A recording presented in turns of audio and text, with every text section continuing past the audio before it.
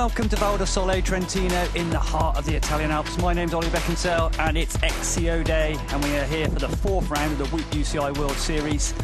We're following up with Crans Montana in Switzerland and then staying in the Alps for Haute Savoie in Ligier.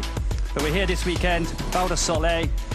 Val di Sole is one of the classic mountain bike venues, hosting the World Champs way back in 2008. And since then has hosted 9 World Cups and 2 World Championships. And the podium list over the years looks like the who's who of World Cup racing. None other than the one at the top of the tree, Nino Schurter, who's won here an unbelievable 7 times. It'll be interesting to see today who can make it number 8. Weather here this weekend, we had a lot of rain at the start of the week, a little bit of rain overnight, but it's drying up. The women's race not that much affected by the weather, nor was the short track racing on Friday. Downhill, luckily, yesterday as well. It was just spitting a bit at the end of the men's, but thankfully didn't affect the racing at all. But yeah, 14 degrees at the moment, but it's definitely heating up. But perfect XC conditions at the moment. So let's see what happened in the short track from Friday.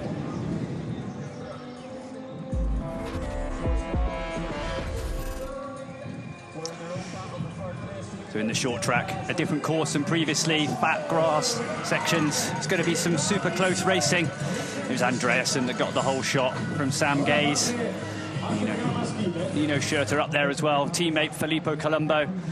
We saw just Charlie Aldridge as well, following on from his 4th place in the XCO. Nevemesto full of confidence, hitting the front early doors. The course is mainly 2 climbs, a small little drag up here, and it's always a pinch point at the top of the course. We saw a number of crashes in the women's race, but also the men's. And again, the normal tactics resuming. Schwartzbauer and Gaze just controlling the race from the front. But a real long shot from Luca Brido, Santa Cruz rider. Just as everyone was looking at each other, decided to go for a long one. Super brave move, launched it at one point at 10 seconds. Vinny Carstensen chasing a bit, Schwartzbauer chasing a little bit as well. But the Italian rider just hung out there at the front, and he knew the rider's class. He's won World Cups in the past. But they all just looked at each other, but as the pace started to rise, Luca Brido started to get pulled back, and as we hit 2 laps to go, it looked like his day was done. Colombo hit the front, and again, good short track rider and having a great season so far, followed by his teammate Nino Schurter as well, also having a good short track. But this long start finish straight all the way down, there's going to be good chance of a long drawn out sprint finish. But all but that, Colombo launching it, tucking down Aero Road. But then it was Sherman's as well. Jens Sherman's great short track rider, podium in the past, but not for a while. He decided to take our race on from a long way out. Really putting the pressure on, starting to split the pack, but it was on to the last lap. Sherman's leading from Gaze. Gaze coming out the slipstream, riding a perfectly tactical race, coming out with the road sprint, and it was the world champion who would make his 2nd short track win of the year, winning in Val di Sole. There we go, Sam Gaze, 2nd short track of the year for the world champion. Not just riding with strength, but also tactics as well. So, Gaze, Koretsky, Sherman, Schurter, Colombo. Sam Gaze, our short track world champion, #1 here tonight. That was a tactical race. You look like a powerhouse from the beginning to the end. How'd that feel from your point of view? Yeah, really good. It's been a lot of work over the last week, and so coming here I was a bit, didn't really know 100% what to expect. Yeah, just really happy to be able to pull it off, to have a good feeling and to have so much fun racing my bike. The bike was great, you know, Canyon definitely rails the corners, and the equipment that we have, that really puts the edge on things, so I'm really grateful for that. And yeah, to finish it off was awesome, and especially at Puck too, because great start for the team, and you know, she sort of showed me how to do it in the women's race, so I just go out and have the legs for it. So then we see in the XCC standings, Vitska Koretsky ended up 2nd on the night, retaining his overall. Sam Gaze up to 2nd, Schwartzbauer down to 3rd. A little further down, Andreasen Badari, Blooms, Freudrunk, Carstensen having a great race, back in top form. Luca Brido 17th. After that really brave attack mid-race, getting a gap. Some good racing yesterday in the short track and some good results. Nino Schurter as well in the mix. Colombo, you said Carstensen as well, coming back, some good form again. Some riders a little bit off the pace. Vadari, Aldridge, not great short tracks, probably caught up in the bunch on that last lap. But one good racer that did ride well last night and had a cracking race in Nova Mesto was the Canadian Gunnar Holmgren. Let's hear from him now. Gunnar Holmgren, here he is. Gunnar Holmgren overtaking Sam Gates.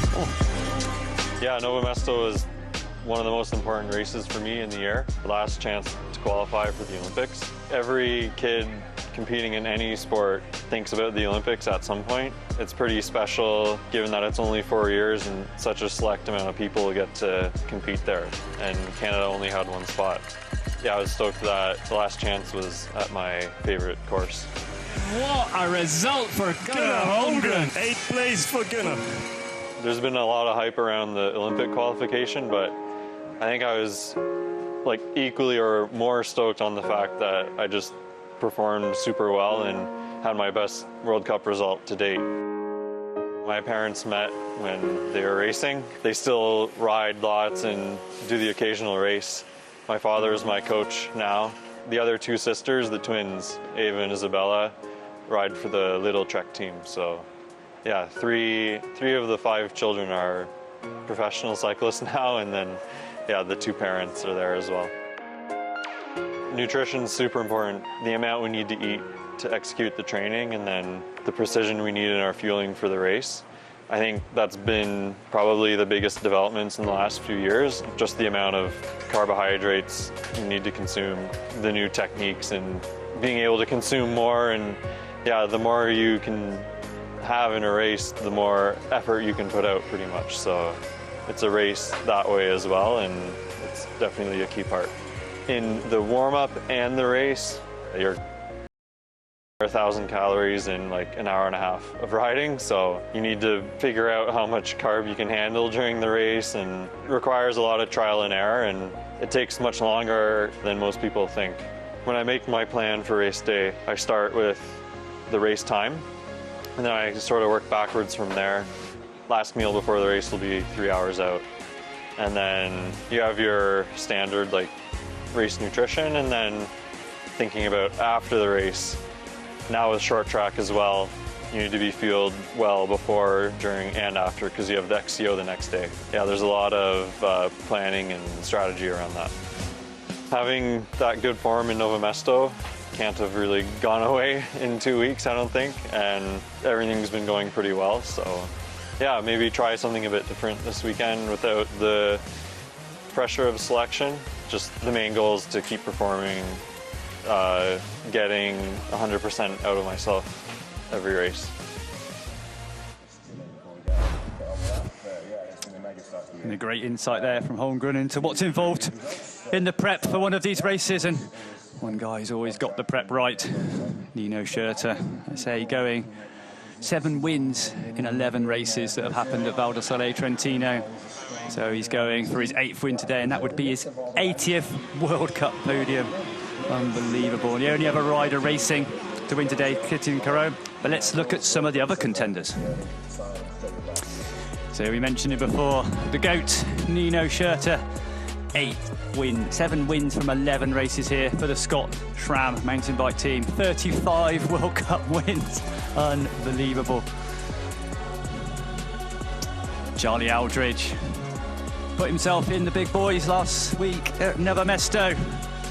4th position for the Cannondale Factory Racing for the under-23 XC World Champion, really making the step up. Mateusz Lockinger as well on the way back. 1 win last year, 3rd overall for the Thomas Maxson rider. Bit of pressure to come back for this weekend, but 6 World Cups in the past, a class act. Witka Koretsky, definitely the man of the early season. Winner of 2 rounds Won last year. 6 World Cup wins overall for the Specialized factory rider. Marcel Guarini as well. Sometimes the top Swiss guys steal the show, but the Bix rider, 3rd at Nova Mesto. Class.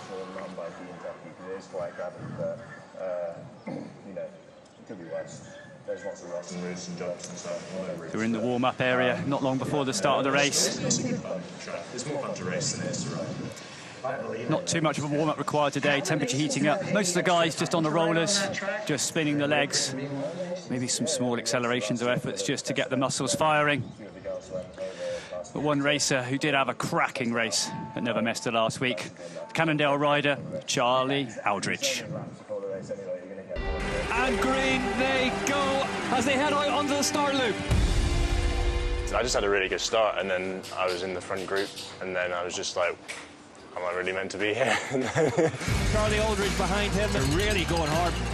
You know, I knew I could have a really good result there. It's just the boys are so quick these days that you're trying to manage your effort and manage everyone else. And then, yeah, I had a mega last lap, came through the back and got 4th. So, yeah, what a day. But Charlie Aldridge just ahead of Matti Cesaro. There's no big factors, there's just loads of little ones that go into it. And if even one of them is slightly off, then you're going to struggle a bit. So Nova Mesto was difficult that time of year with the pollen as well, and I managed that really well. And then the short track, I struggled a bit, and then, yeah, the day after that, I was much better. So first podium for me and a massive, massive achievement. It's crazy, it's only start of June, and we're, 3 races in. A few years ago, I'd look at the elite podium and think, wow, that's massive. Like, I couldn't imagine myself being there, and then you're on it next minute, and then, just keep only up from here. It was cool to be surrounded by so many fast riders on that podium. I think it was Nino's 90-something podium, and it was my first one, so yeah, that was an achievement for sure. Nova Mesto, I had to do pretty well to get into the Olympics. We were in 9th at that point. It was for GB, and then Tom's probably in front of me, well, definitely. So I kind of needed to secure that 4th spot, and we managed to do it. So it's weird for me when there's so much on the line. It's kind of less stress. So just you've got to do it, and if it doesn't happen, then it doesn't happen. But yeah, Olympics. I think that's why you can only be so fast. Like other than you can only be so fast at like one point of the year, or you need to peak throughout the year, and then everybody's peaking at the start of this year to get into the Olympics. So that's why the competition's so good. And I don't really struggle with confidence. I always have a bit of a mindset of just try. Like if there's an opportunity to try something, and if it works out, it does, then that's great. And if it doesn't, then learn a lesson. I got my top 5 now, so top 3 is a logical step up. But it's a lot easier said than done. So we'll have to see.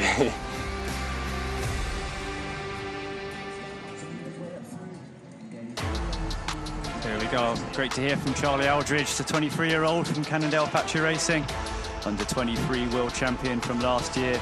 Nicely stepping up, 4th in the XCO in Nova Mesto. Bit slower, normally a great short track rider. 13th is his best XCC result in Arasha. He's sitting there 13th overall. But another good course for the speedy Scot today in Val di Sole.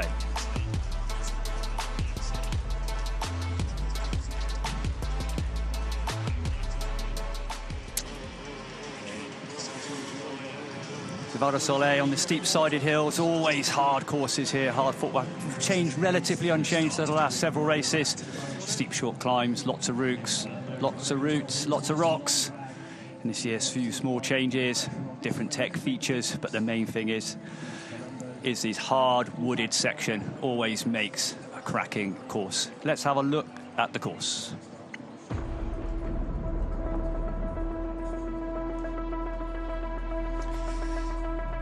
So, 3.5 kilometre length, almost a climb of 2 halves. The first selection up the Val di Sole Trentino climb into the woods, and it's ups and downs, super techy. The Red Bull roots and rolls, the whoop steepness into the Val di Sole Trentino peak, and then it's a small recovery down the Whoop 4 cross into the second big grassy section with the big, more gradual climbs into this start-finish. And long start-finish straight, and we saw in the XCC, super important if it does come down to a sprint finish. 4 main climbs on the course. I say it's super tough, and it's going to be about preserving energy today. It's all about all these top guys can do one half lap, but it's about doing several laps back to back and keeping the pressure on, keeping focused, not making mistakes. So I think on the circuit, it's renowned for being one of the most technical circuits. One of the hardest, and especially with the heat today, it's going to get hotter and hotter. I think chatting to Cannondale skills coach Ken Tagala during the week, it's not about the fastest speed, it's about energy preservation. And one guy needs to have his energy preservation, Josh Carlson. Let's hear him check out the course.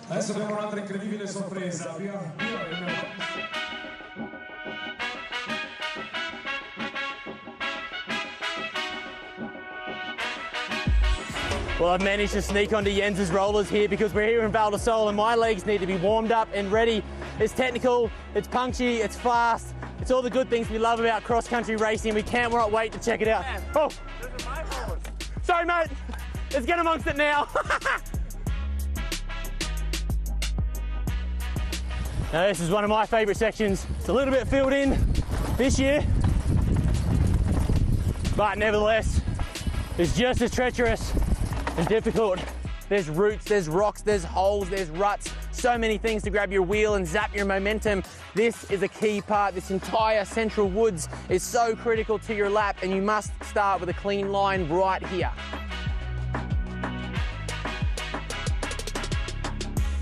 So as we come up this steep, technical climb, not only are you fighting for the wheel, you're trying to maintain traction through these slippery roots.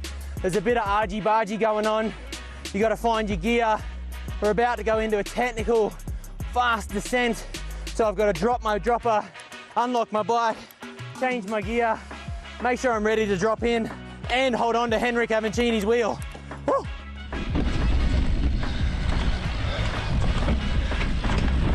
This section is hectic. It is reminiscent of the Black Snake downhill track rather than the cross-country course, but this is the flavour. It makes it so technical and punchy in here. And look at the line choice. There's an outside, there's one here, there's 2, 3, 4, 5, 6, 7 in one corner. Now this compounding effect through such a physical section makes a huge difference to the entire lap speed here in Val di Sole.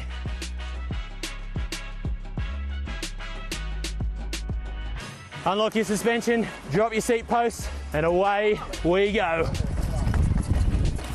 Woo! Ready? Boom, double jump. Look at the ruts developing already.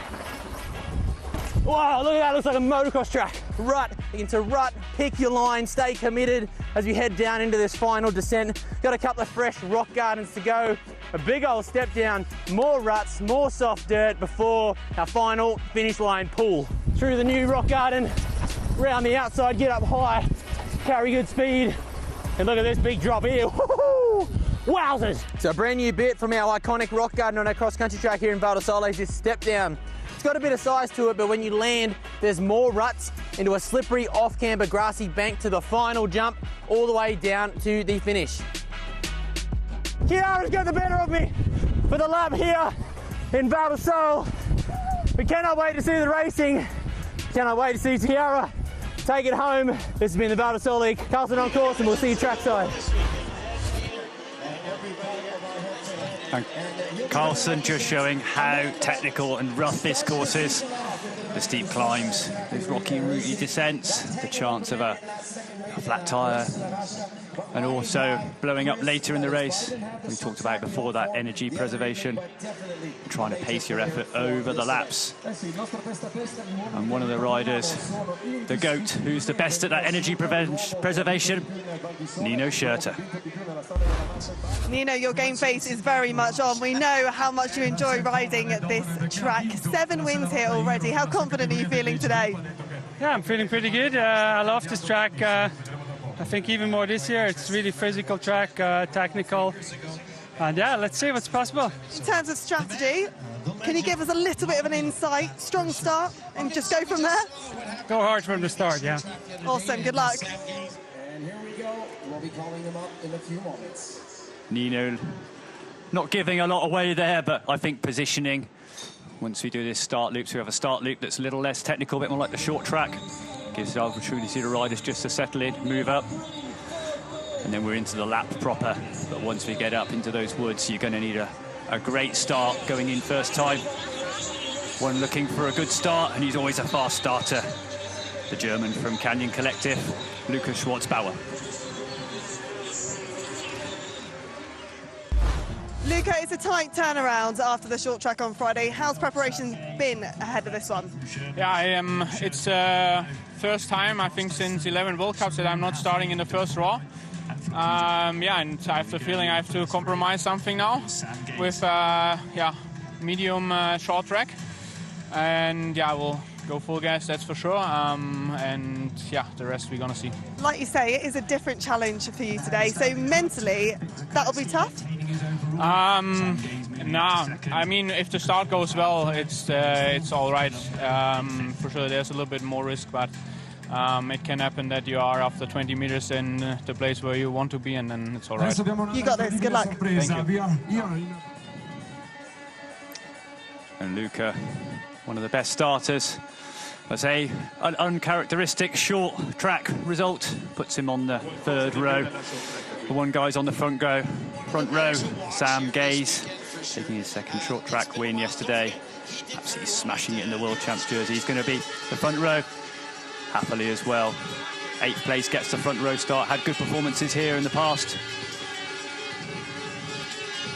Ladies and gentlemen, here are the elite Jens Sherman's third on the grid. Great short track.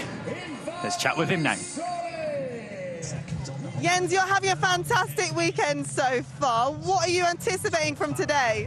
Yeah, like you say, it's been amazing for me to be in the podium. But the weekend isn't over, and today is a new chance to do something really nice. The shape is definitely there, so and I find a course that I really, really like. So today is a new opportunity, and I will try my best to add a new nice result today.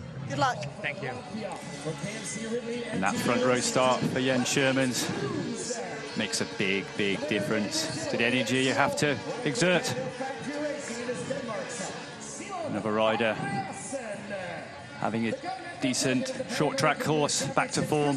Sebastian Finney Carstensen, Lapierre Mavic Unity. You see happily, Saru, happily with the ice vest, just keeping cool. Temperature warming up here in Val di Sole, especially on these steep climbs. There's no coverage. A couple of riders yesterday, second row, Garini, Andreasen, Blevins. One rider on that second row as well. Decent short track.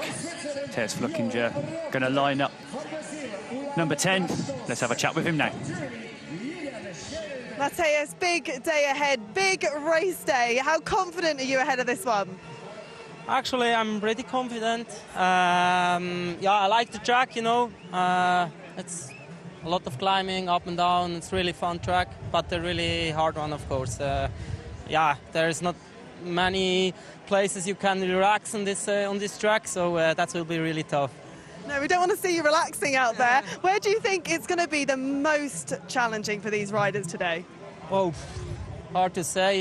You know, we have a lot of demanding climbs, and yeah, we will see. It's when the weather stays like this, it will be still open. Otherwise, it will be the last climb with the slippery one. So that could be challenging when the rain suddenly is coming.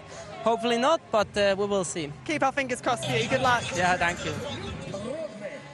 Yeah, hopefully no rain for these riders. The course been drying out after rain yesterday, overnight. Women's race this morning affected by a little bit more slippery, but now with the sun on the hillside, it's drying out. And all the racers will be hoping for a dry one. This course is technical enough as it is, without a load of rain falling. And we're just waiting for the start of our front row. So that front row of 8 based on the finishing positions from the Friday on short track, so super important. There's a race within a race in the Friday race. It's a great result. It's a World Cup win in its own right, but importantly for the XCO race on Sunday, it does decide the grid positions for the top 40. Here we go, front 8 lining up. Phil Dixon, the manager there, just with his rider, Alan Happily, Cannondale Factory Racing. 8th place, had a podium here in the past.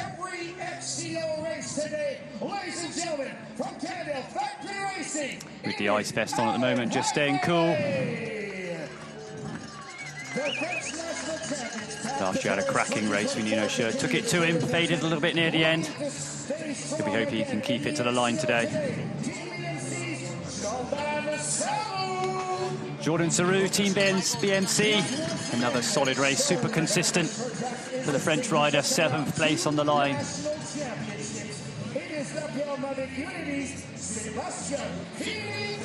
Sebastian Finney Carstensen, Lapierre Mavic Unity.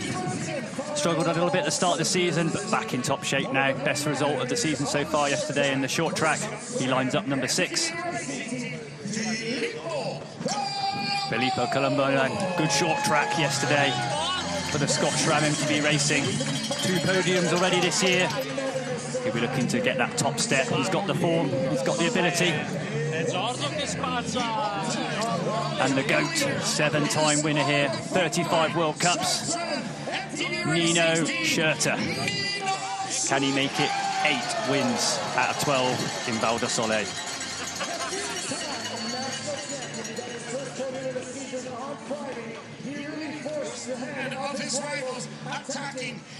Cracking ride in the short track. Podium in the past, but back to podium form. Jens Shermans, and it's great to see Giant Factory Off-Road back on the podium. 3rd place on the grid. That's going to help his chances today.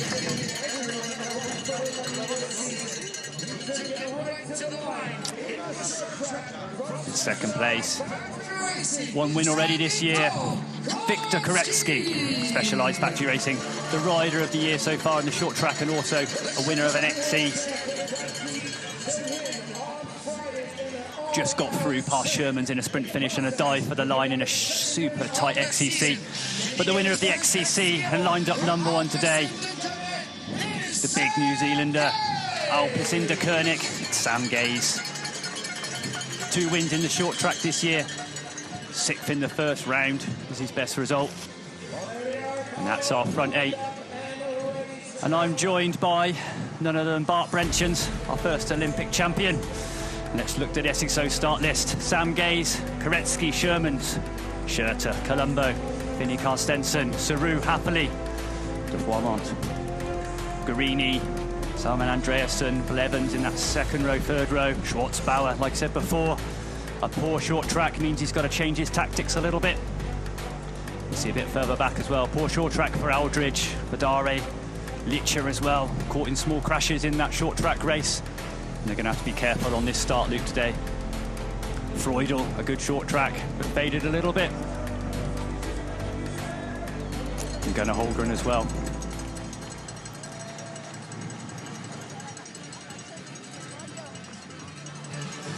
And welcome to Val di Sole for the 4th round of the XCO race. My name's Ollie Beckinsale. I'm joined here by Bart Brenchens. We're going to have a cracking race today. We're on the start line, good to go.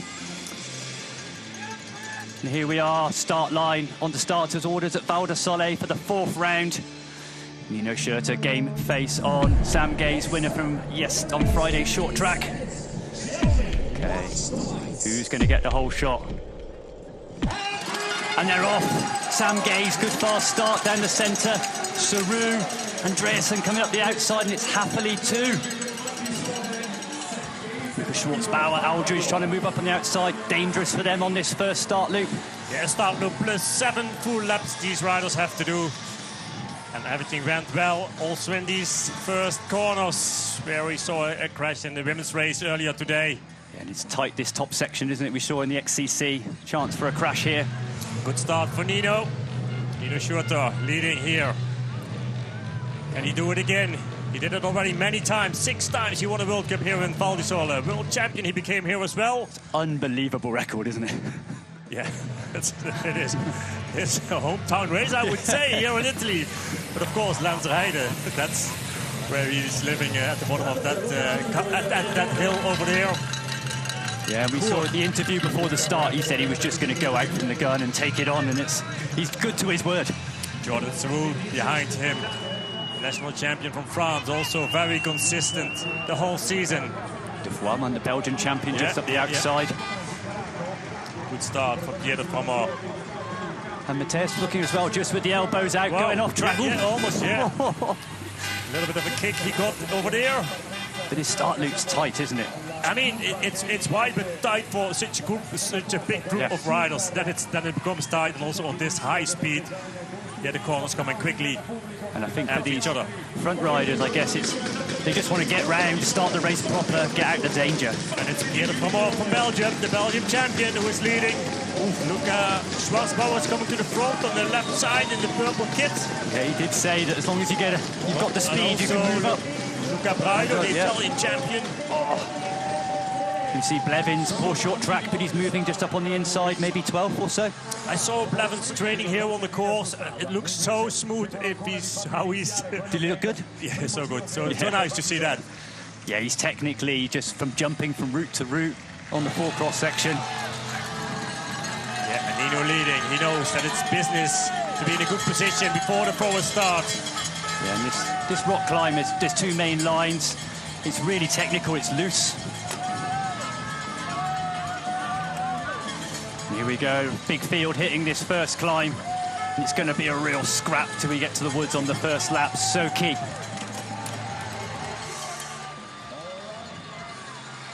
What a good start for Filippo Colombo. He's 26 at the moment, and on the first row start from the front row, so he's drifted a long way back.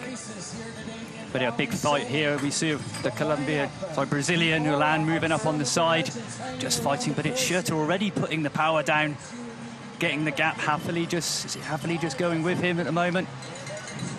Yeah, good start for Hatterley, another South African rider, just in the male category, who was performing well. Yes. Candice Lille, very consistent. Yeah, the two Africans. It's amazing. The first South African female who finished on the podium. No way. In history. But you see Happily last year as well. I remember Nino won last year, but yeah, Happily gave him a good fight. There is Filippo Colombo off his bike, and that's because of his bad start he had. Something went wrong in that start loop, maybe. At least now he's struggling a little bit. You see his position. You see getting into this technical part of the course. If you're in the 20s, 30s, you're off your bike. You lost immediately so many seconds, and you have to pay for that the whole race.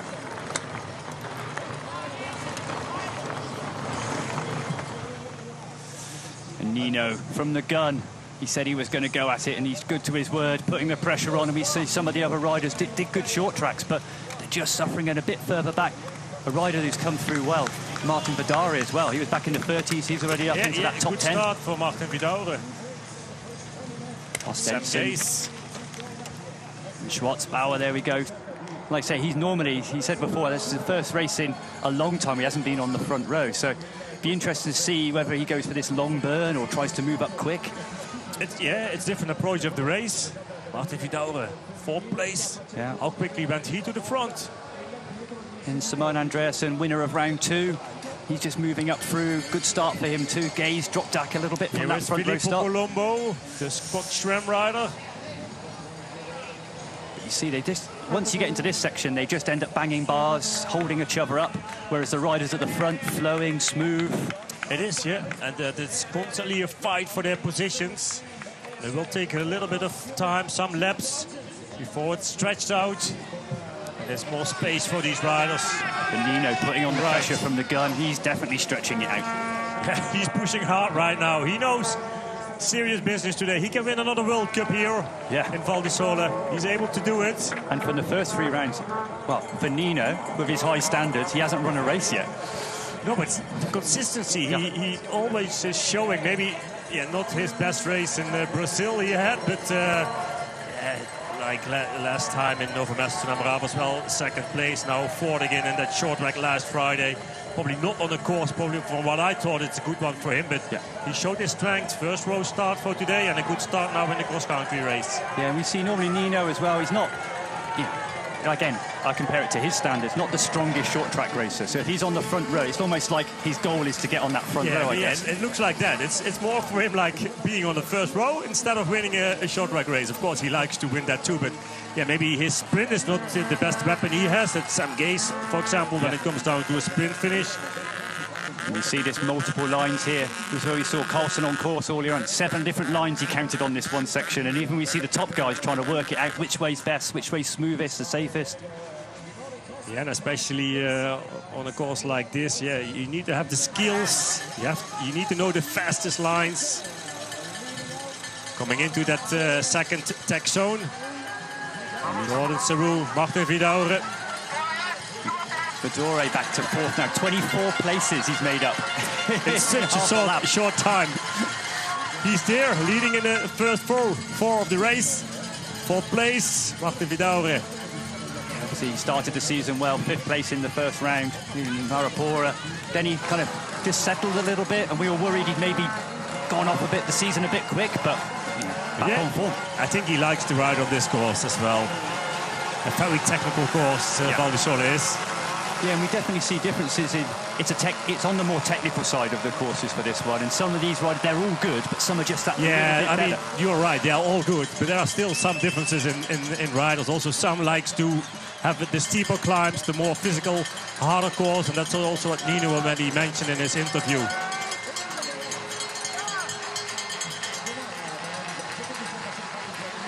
You see on this really tough climb mid-lap, a front group of 4 going away. Andreasen up in 5th place, got a good start.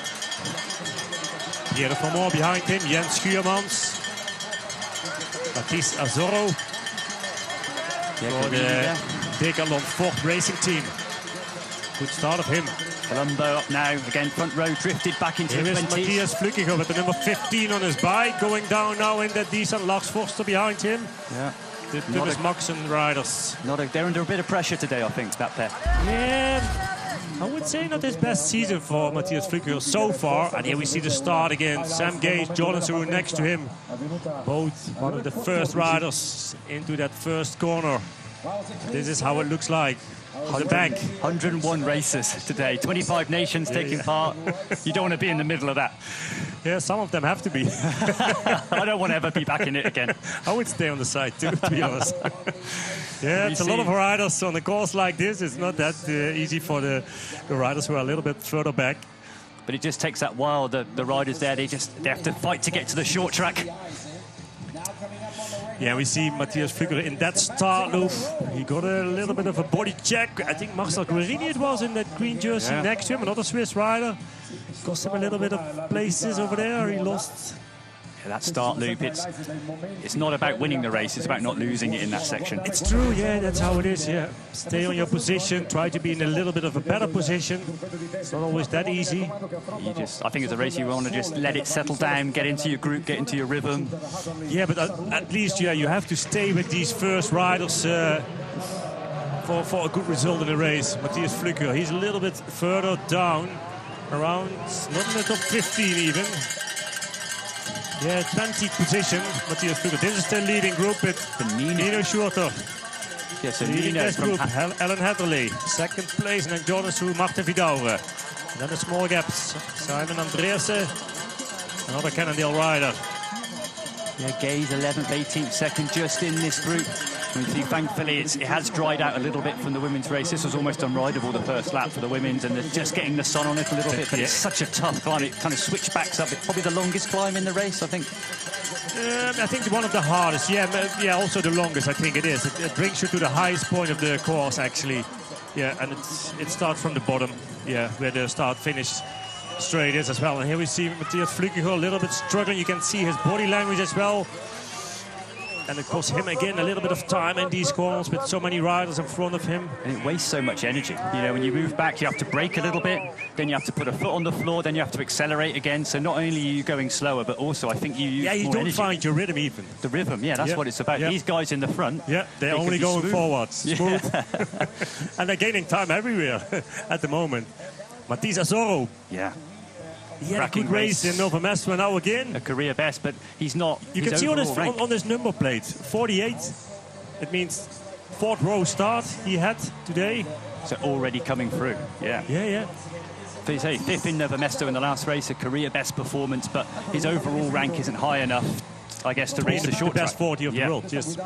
De Fremont doing a good start as well. Yeah, but most of the time we see him sometimes very strong in the beginning and then dropping back during the race. It's not that consistent all the time.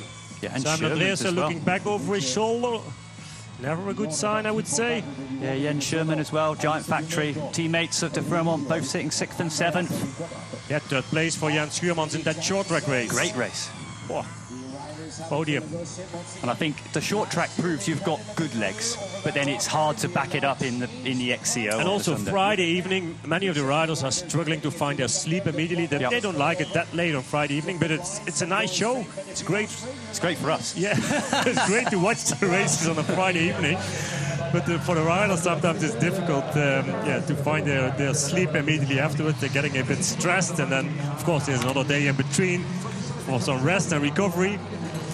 But some like it and some don't. It's a pros and cons. At least it's a World Cup as well, short track, and Jens Schuurmans, he had a podium last Friday. Yeah, great to see Giant back on the podium again after a few years. Yeah. But you see, Nino, that was the first time he's looked behind that whole first lap. He just put the pace on, didn't look back once. He hit that section. He's asked the other riders just to give him a bit of a hand. Yeah, but the gap is there. Yeah. There's a little bit of a gap. 4 riders, that's perfect for him. Yeah. You know them all. Maybe Martin Vidauer, that's a new one for him, how to beat him. Yeah. But he is battling with Saul, he is battling with Alan Hatterley as well. So they've all got a lot of respect for each other, I guess. They know the strengths and weaknesses. Yeah, they know each other's strengths. Yeah, Vidauer is a wild card, and he's a wild one as well, eh? Yeah, a very technical, strong rider as well. You think the most technical out of these kind of front 20 guys, who would you put as your... Yeah, I mean, in technical terms of wild, yes, he is. Yeah. I mean, who would be your top 3?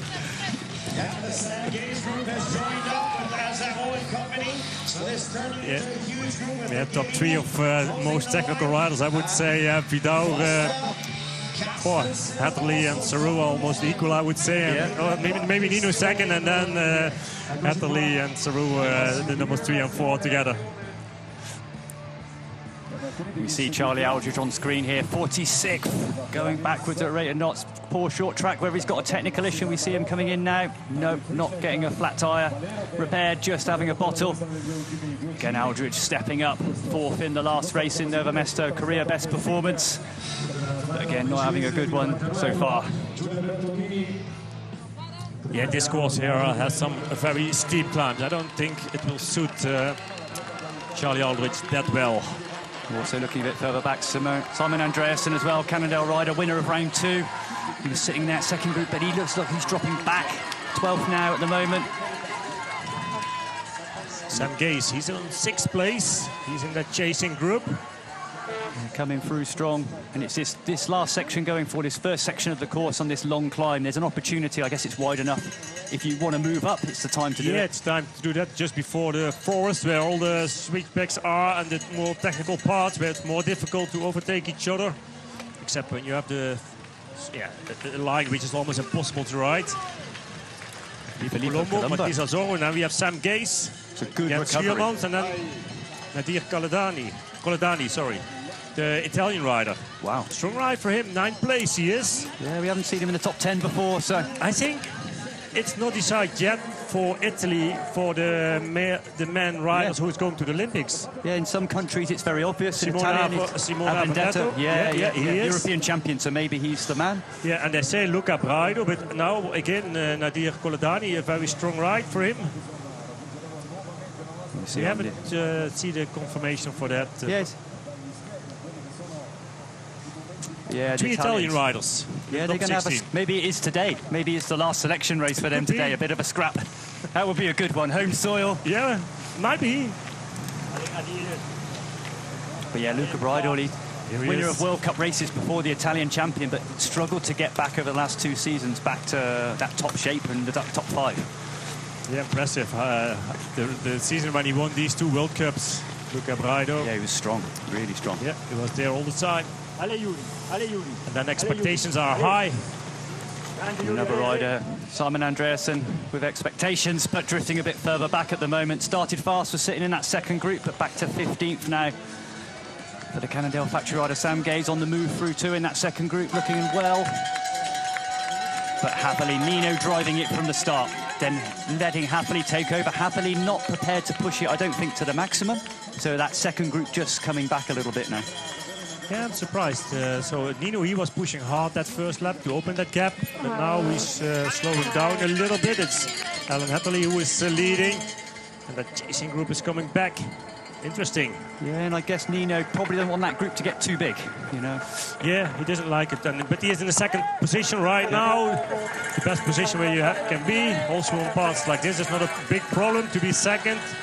Different lines for Nino, more inside. It's a bit more difficult to make it on your bike over there, but he does it.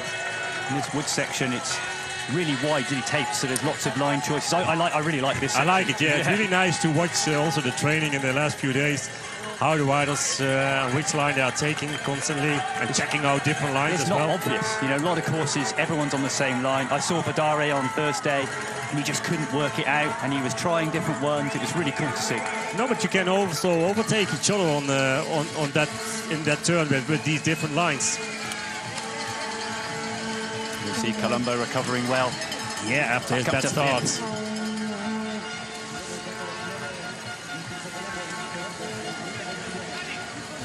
And it's now Luca Braido here with the number 19 on his bike, the Italian champion, who is the first Italian rider. Nadir Colodani behind him. That's going to be a scrap, isn't it, from the teammates today? Andreasen just going back. Koretsky as well, sitting there in the teens. Schwartzbauer, these are three riders that we'd normally see. Martins Blums. Definitely in the front 10. Yeah, we know from Victor Koretsky, the illness after Novo Mesto. Cost him a little bit of... from his good form he had in the beginning of the year with all the first World Cups. Yeah, a good race actually last Friday. I thought it didn't matter that much, but in the cross-country race, it's different. It's different. The climbs are a bit longer. The interview afterwards, he said he was sick, but also I think he was surprised how well he felt. You know, so he must have been really sick. You know. At least he was almost already completely recovered of it, but now you see that it's a bit different. Yeah.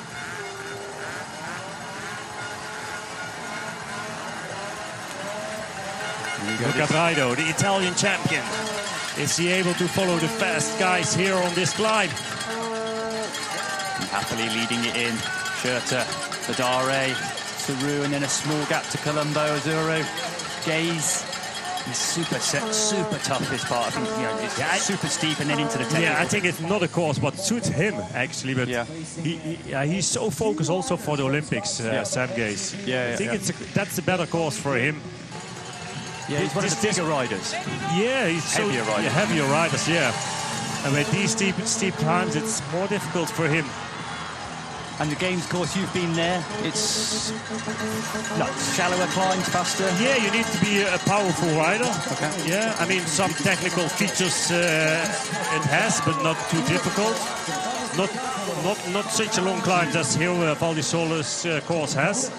I think it's the course what Sam Gaze should. Yeah, definitely. And I think this one, we've got so many dead turns, haven't you? You come down through the woods, you turn, you've got roots, you have to do a lot of accelerations. Yeah, and then you have to, you move to your, you have to accelerate again with your body.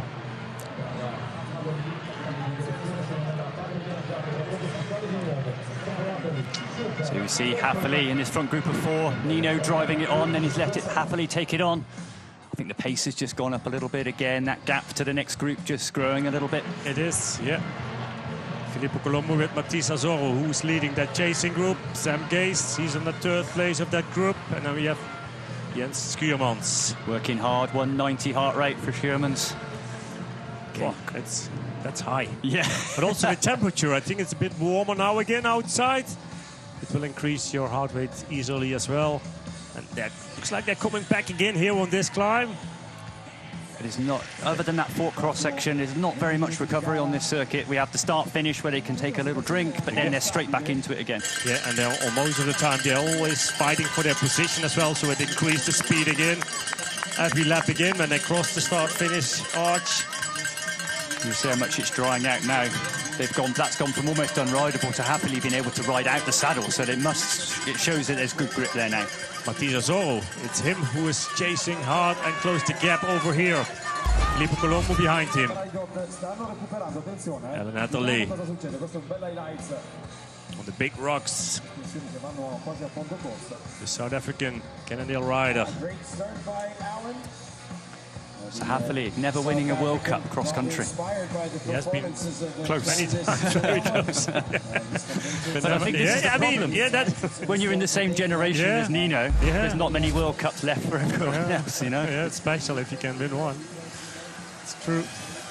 An amazing fact I got from Nino, we got sent through to us. He's had, from 120 starts, he's been on the podium 79 times.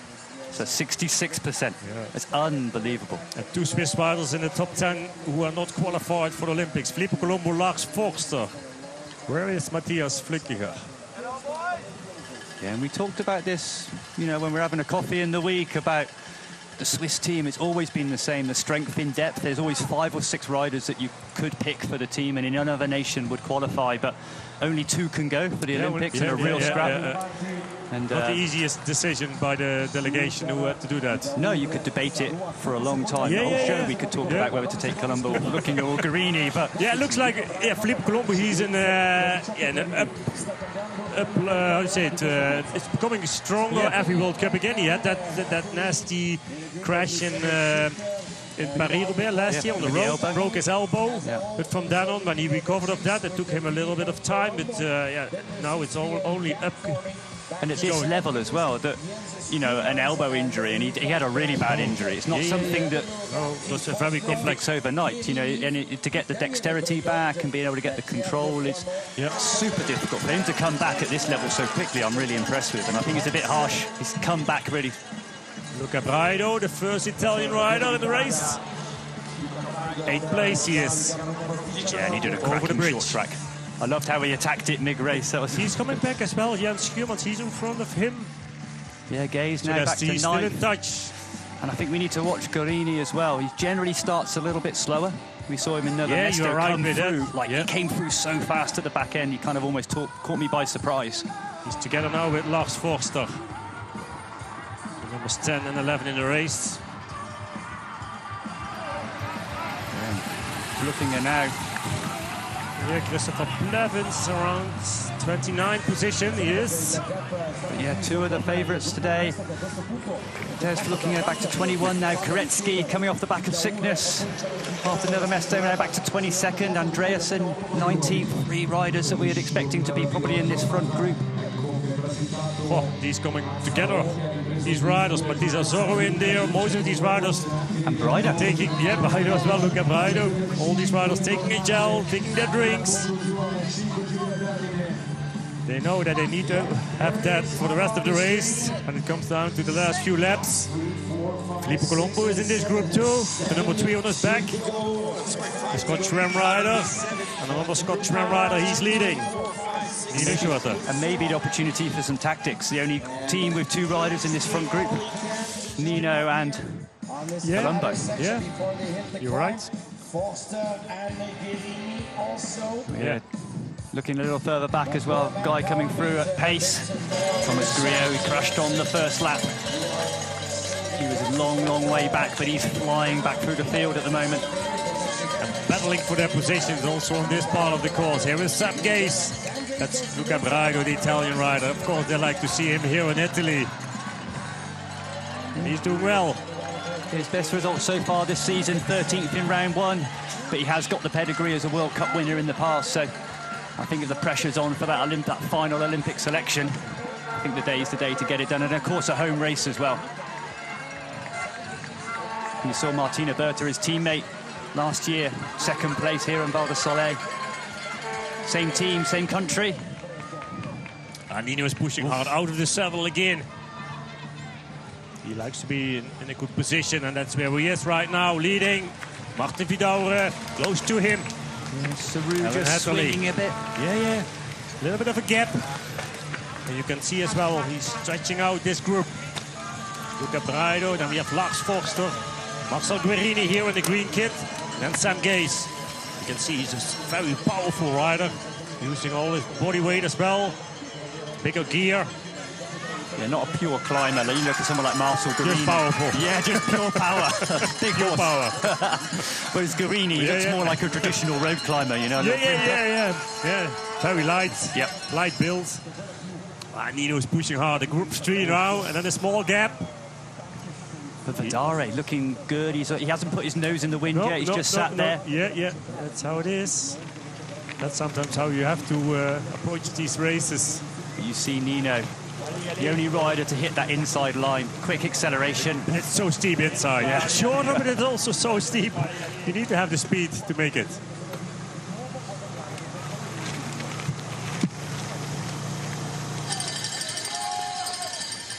Nino putting on the pressure. He loves this route section and the steep climbs. It's perfectly suited to his talents. We have Mathis Azoro, the French rider. Jordan Sarou behind him, another French champion.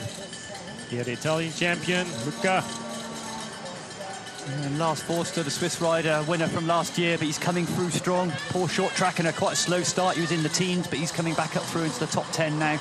Yeah, 21 seconds in between Nino Schurter and Sam Gaze, so not that much. Oh, they're still in the mix, I think. They're still in the mix, for sure, yeah. 3 laps out of 7, Andreasen. Victor Koretsky, 27. Yeah, Koretsky, 27, Blevins, 29. 2 riders that were absolutely flying in Brazil in the first 2 races, but struggling in Novo Mesto, and whether it's illness, not quite on form at the moment. Yeah, almost a minute back for these. The specialised rider, though, that is on form today, Martin Badare, following the GOAT. Yeah, following the GOAT. Easier said than done. Easier said than, yeah, definitely it is, but it's nice to see that the new generation is coming, and Martin Badare is one of them. Yeah, you think of Badare, an under-23 champion only a couple of years ago, just making his way into elites, racing against the greatest of all time, Nino, at the back end of his career. And it's so cool when you get these little mixes between the old guard and the new guys. It is. It's impressive that Nino is still so motivated, winning races on his age, 38 years old. And every time he has a bad race, we start saying, Nino's done. And then the next race, he comes back and wins. It's unbelievable. It's never done with Nino. I think it's only done when he decides. Yeah, that's what I think too, yeah. Here we go, Specialized watching the feed. Peter Sagan. Yeah, Peter Sagan watching the race. He likes to see these races too. It's a shame that he's not participating. Yeah, I saw him so short riding the marathon in the Dolomites, the Hero Dolomites. Oh, that's a steep one. I think it's a 4,000 altitude meters in about 80 kilometers, something you raced like. It? And I've never done that one, but similar races like that I've done. Yes, it's a lot of that one has a lot of steep climbs. One day we'll have a ride around. We'll be all right. It's a nice race, beautiful area, beautiful views from the Dolomites. But not marathon today. It's XCO. 1.5 hour, full gas. Full gas. Look at these fans. The chainsaws going downhill style. That's the corner where the party is on. And Nino putting the pressure on, happily following. Badare just starting to swing a little bit. Yeah, he's paying the price. Nino looking so strong today, happily just having to work. And similar last year, I saw it was Nino who was putting the pace on this very climb. Yeah. And happily just hanging in there. And he's on his way to win another World Cup. That's his goal. That's what he likes to show us. He has to be careful not to overcommit and try to follow Nino. And we saw in the women's race as well, just trying to conserve the energy, and ultimately you've got to ride that 1.5 hours at your pace. But Nino has the weapons to do it well. Sam Gaze still in touch. A little bit of time for him here on this part, on the 4-cross downhill, to recover a little bit. Yeah, back to 11th now for Gaze. Guarini 10th, Lars Forster 9th. Rido Santa Cruz rock shot the Italian into 8th. Best race so far this season for him. That's the top 11. Sam Gaze, 11th place. Back to the leaders. There we go. And then there was 2. Nino Schurter, half and happily hanging on. Yeah, he's the only one. But Hadley is such a strong climber. Just on that one climb and descent, that gap to Badare back to 7 seconds now. That's how hard Nino was punching. Yeah, and also in the descent. He's pushing hard in the descents too. There's no time to recovery. Yeah, you say that recovery, it's key on this circuit. Yeah, you have to save your energy till the end. And you have to take it to you as well with all the gels and also the fluids, what's necessary too. I was chatting to Kenta Gallagher, the skills coach for Cannondale, and he was trying to teach their riders not necessarily to be the fastest on the sections, but to be the smoothest and try and save the energy, and that was his key point. Yeah, but still, I mean, sometimes you have to follow also the best riders in the race to take the best out of yourself. If you have to ride it on yourself, sometimes it's also more difficult, or if you are in a group which is not so fast on many of the sections. sometimes it's even better to follow the fastest riders, and that's what Alan Hadley does at the moment, following Nino Schurter. And Martin Vidauer, he has to pay a little bit for the fast start of Nino. Mathias Azorro still leading that chasing group. Saru behind him. Filippo Colombo, Jens Schuurman, Luca Braido, Lars Forster, Marcel Guerini and Sam Gaze. A bit further back now, Blevins and Koretsky, the two specialised riders. Winners of races already this year, sitting there riding together Mathias now. is coming here in the red kit. Number 15 on his bike. Seems to be he found his rhythm back. Yeah, just coming back up into 12th now. Weird how he came forward, went back, maybe a technical problem, a crash. Yeah, you never know, or especially in the first few laps, it's always a bit more difficult for these riders. But Nino now, he's not asking happily for any help on this section, he's just driving it. I think he knows, if he gets that vibe that he's the strongest in this group.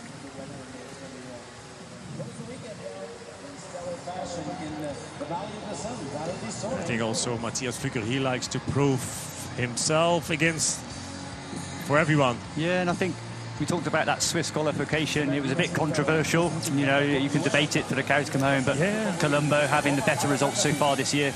Looking at the best results last year, had some amazing results, but not great at the start of this season. So I think even though you've got the selection, you'd still feel like you want to prove it. Yeah, that's what these riders feel. Blevins in front of Viktor Koretsky here in this turn. US champion and the leader in the World Cup standings. And Koretsky, the overall leader, coming back from sickness, so...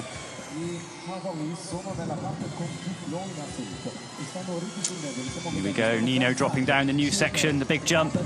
And Alan Haffley, the South African, following behind. Both of these the only two riders to lead this race so far. Yeah, it's drying out quickly. All these turns now looks like completely dry. Yeah, the elite riders, men, have definitely got the best conditions so far today.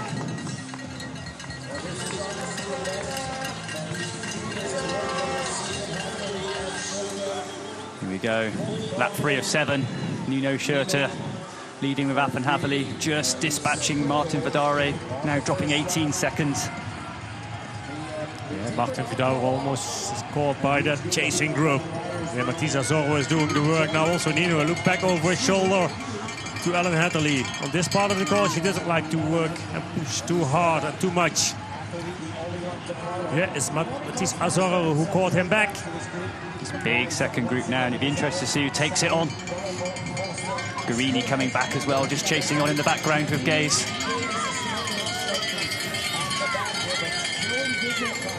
A group of 9 with Sam Gaze in, chasing hard. 2 leaders. And most of these riders, they are entering that tech feed zone, but probably all for some drinks, some nutrition, or they're cooling themselves down. We're all looking at each other. Vidare, who just got distanced by Schurter, he probably just wants to have a little bit of a break, see if he can follow someone else, have a bit of a, well, as much as you can recover on this circuit, a little bit of recovery.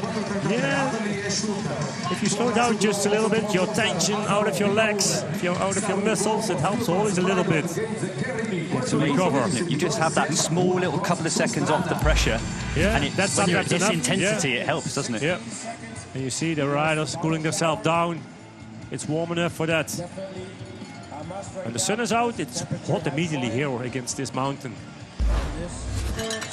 And in that tech feed, we've got 2 feed zones in the lap, 2 tech zones, 1 feed, right? Yeah, where the tents are, that's actually the main tech feed zone, and then there's another only tech zone, and that's most of the time behind a very technical section where technical problems are able to happen. I think the way they're spaced as well, it's a long way from this tech zone all the way back. And if you have a problem in the woods, it's race over almost. Race over, yeah. That's why there's a second tech zone. And we see Nino just putting the pressure on, just attacking Haverly, just squeezing him over the top of that climb. Yeah, the riders, they can see each other still, that chasing group to the 2 leaders. And that might motivate them. Sherman's now got the high heart rate today. Taking the lead. And Braido just moving up through that group, doing a cracking ride today for the Italian. Yeah, it's good to see him here performing well in Italy. So Bridle moving forward. One rider that's moved back through that group is Martin Vidari. He was trying to hang on to those front two. Yeah, he might pay the price a little bit now. 10th place, 24 seconds back. What a strong start he had. Trying to follow Nino. And this course is so intense that if you just go over your limit... Yeah, you're going to make all faults constantly. Yeah. And you almost have the feeling that you move backwards. You hit every rock and every root. And then it's really difficult to find your smooth pace. So difficult to pace the effort. Yeah, but these young riders, they like to follow the best riders of the world. That's what Vidauer did. But still in the game, 10th place. But Nino attacking on these climbs. Yeah. How successful he's been on this course. I mean, it's a successful ride, but 7 wins out of... Became world champion here. Yeah. Even became world champion as an under-23 rider on this course. So 2008. 2008. Yeah. So the first time we had a big high-level race here, U23, and now here he is. Yeah, he's still here. It's last 4, still looking back at this second group. This second group almost too big. Everyone's going to trip over each other, so time to take it on. They stay together. I mean, it's hard to say who's the strongest. Here, Jordan Saru, still in that group. We haven't seen him do too much work of this group. Vidari down Schuurmans in there too, in the white kit, a giant. That's Simon Andreasen. Looks like he's called it a day. Same in Novo Mesto when he quit the race. Won the race in Arasha. What's wrong? But he was drifted. Didn't look like a technical. Didn't top of the feed. Looks like his bike is okay. Nothing wrong with that. And I say a winner from the round 2 in Arasha in Brazil. Sam Gaze. A little bit. Yeah, not concentrated in that corner. And it cost some seconds immediately back on his bike. Quite difficult to do it, how he did it. Yeah, you said before about that, having to concentrate for the entirety. And if you've just gone over the limit for 5 minutes, then the concentration after that is not 100%. Yeah. And sometimes it might be even when he's not riding full speed that he's not concentrated even. So mentally, maybe just switch off a bit. Mentally, switch off a little bit. But Nino attacking this, it's like if you could design a course for Nino, this wood section is his, you know, it's like... Yeah, it's a combination of fitness and technical skills. And the strength he has, you know, like his 20-second sprint, and he can sprint, recover, sprint, is second to none. It is. And also, I think, the motivation, if we go to Lenzerheide, for example, next week we go to Switzerland, Crans-Montana, a new venue for the World Cup Series. But definitely he will be on his best too. Yeah, amazing last year. Becoming the most winning male rider of all time with 34 wins in his home race. It's like fairy tale.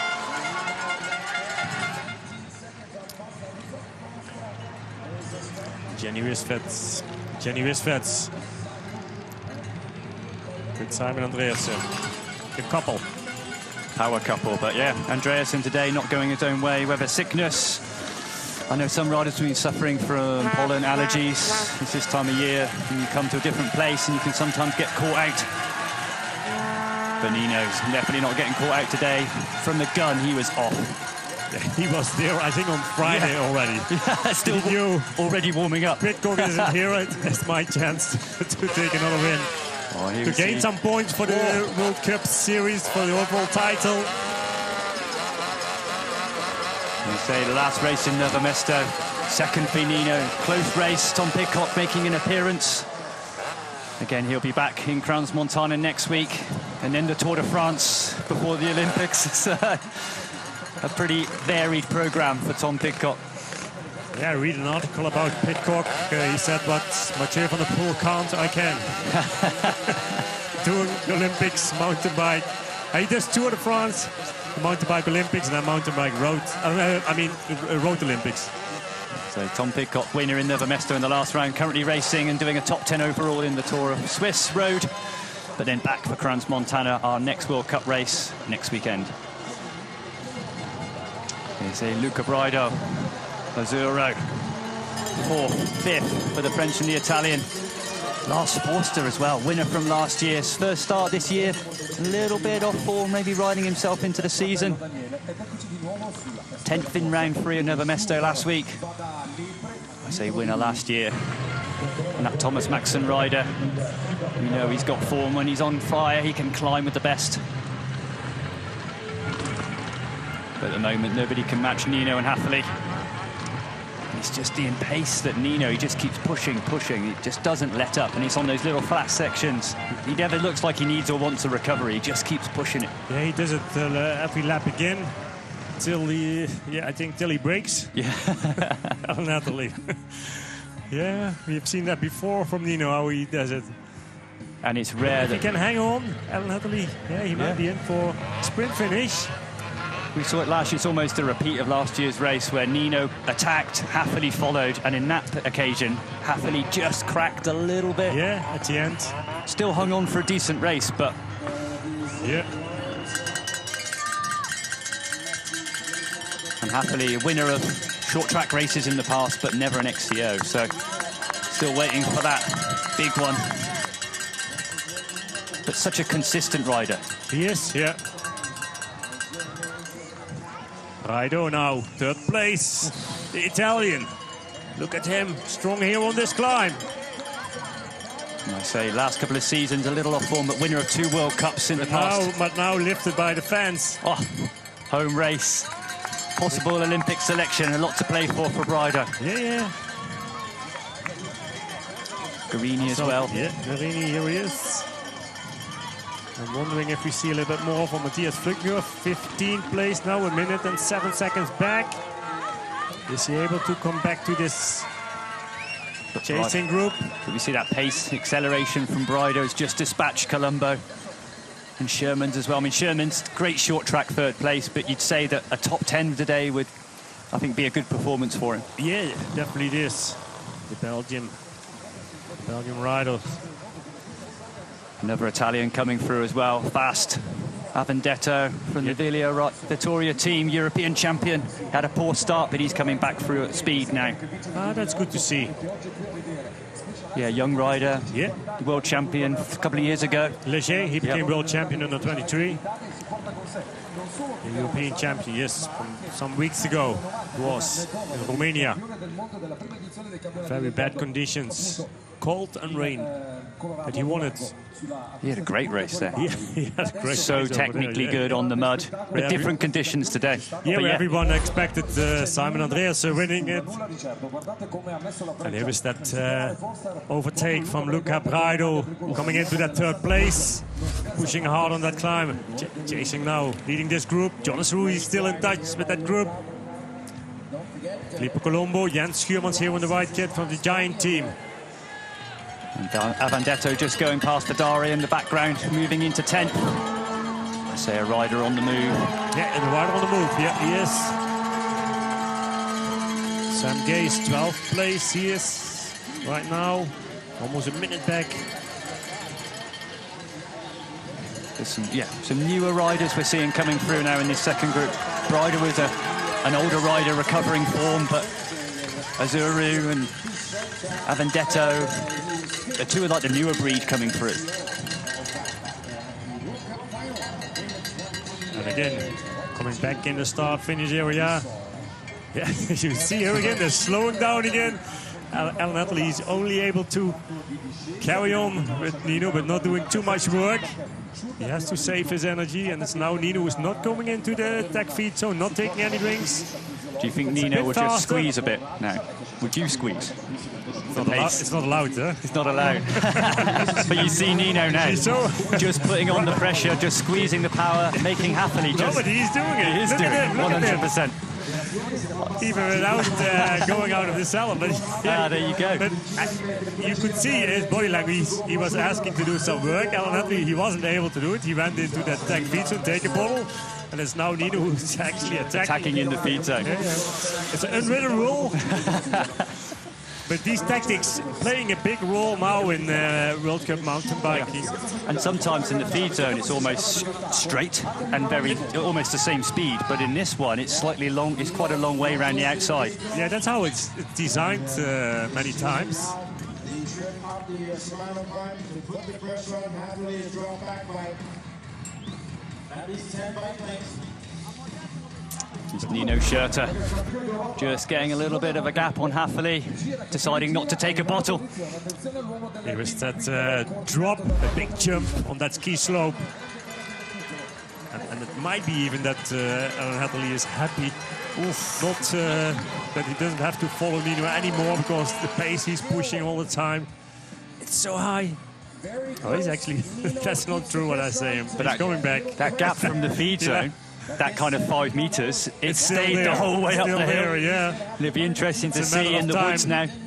When it gets more. But Nino is not waiting. He's pushing.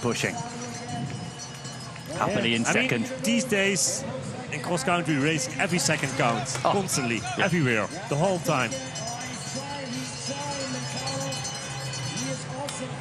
And we've seen, you know, the races this year. I mean, the second race in Russia, a sprint finish of 4 riders. So you say every second counts. It's the racing this year is the most, the closest I've seen it. The strength in depth. It is, yeah. We see the this strength in depth. It's a bad moment or a bad feeling. It costs you the whole race. Yeah, and we see some riders today. You know, Schwartzbauer, Gaze. You have one slightly bad section. Victor Koretsky, the leader in the overall standing, not his best day. He had a little bit of an illness, and now let's see where he is actually. The French rider. Yeah, we can't even see. Interesting to know. Can't even see what happened with him, the specialized rider. Victor Koretsky, 13th place. He's riding right now. Not his best day. And the overall, you know, you're still racing, so the points overall is from every round. He had a similar feeling in Nova Mesto as well, where we had to battle for the whole race for a good position, just for his overall standings, his points. But that means also with the Olympics in his mind, what's coming up, he has to be careful. And I think these races now with this block of Europeans, the gap is a bit bigger now. 7 seconds. You saw happily on that last one, just kind of just not attacking the bike, just kind of almost not giving up, but just realizing that he had to just go back and kind of meter his efforts a little bit, take it steady. Marcel Guerini now on 3rd place, leading this Jason group. And he was this rider so strong in Nova Mesto in the last race 3 weeks ago, and yeah, he has proven it last year already, and he's doing it again this year. And he gets faster. Generally, as the race going on, he gets faster and faster. We saw last year in snowshoe once and 2 podiums.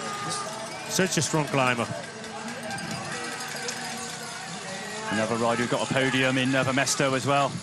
Zuru as well, again. 4th place today, Bridal 5th. The European champion in this group now, Simone Avondetto. He's come across quick on that climb. He was 11th, a decent gap, and he's closed it on that one climb. Another guy at pace. Martin Vidauer, 11th place now. He lost that Jason group.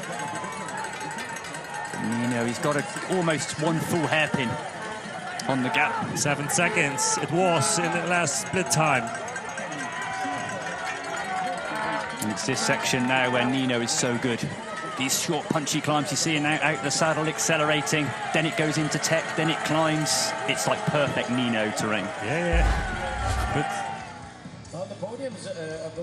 here is Marcel Guerini on the left-hand side. There he is, overtaking and leading this Jason group. 3rd place over there.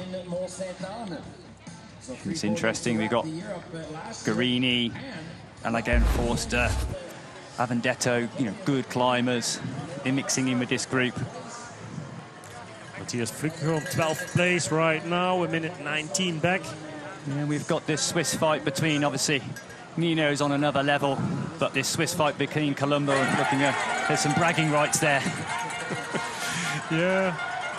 Again, 9th for Colombo at the moment, 12th for Flückinger. Sam Gaze, 13th. Guerini again overtaking Matisa Zorro here on this steep little punchy climb. They're taking the lead. That Jason group. There's a good scrap here, but I think this group's quite big. It'd be great if the 2 of them can just get away a little bit and give themselves some breathing space. And that's Nino Schurter. That's on the other side of the course. Almost at the highest point of the climb before the descent of the four-cross. Yeah, so Nino 48 seconds up on that group in 3rd. He's Pushing on, that's the first time I've seen a bit of a grimace from Nino. Just starting to grit his teeth a bit now. But Lap Alan 5 of Hadley, 7. that's only 6 seconds to him. Happily just fighting the bike, rolling the shoulders a bit. Yeah, still in touch. Oh, he's still in touch. It's the first time I've seen Nino, though, just gritting the teeth a little bit. Yeah, he doesn't like to see him coming back. And it all happened in that tech feed zone. Yeah. Just before the finish line. Yeah, we saw Nino look behind, happily saying he didn't want to go in the front. He took the feed zone. Different tactics. Maybe he has his bottle a little bit more filled with drink. Yeah. Take his own gels with him in the back pocket. And then skip a few times the tech feed zone, which saved him a few seconds all the time. And he opened the gap, and the gap is still there. New tactics.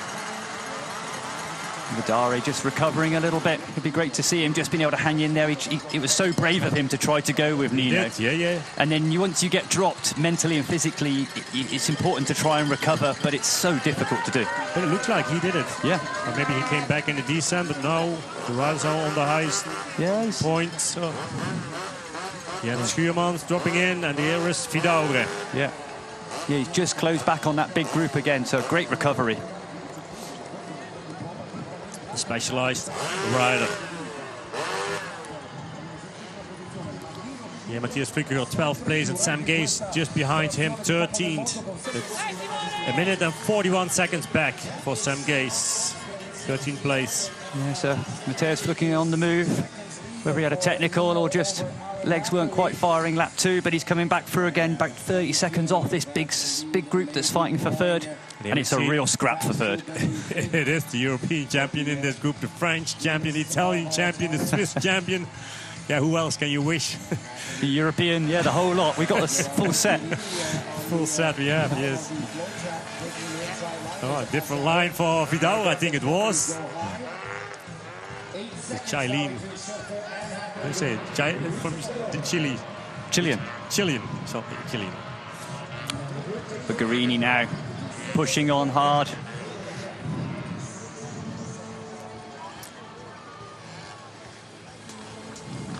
Matthias Flicker, that's the Swiss champion. He's not in that chasing group, but close by.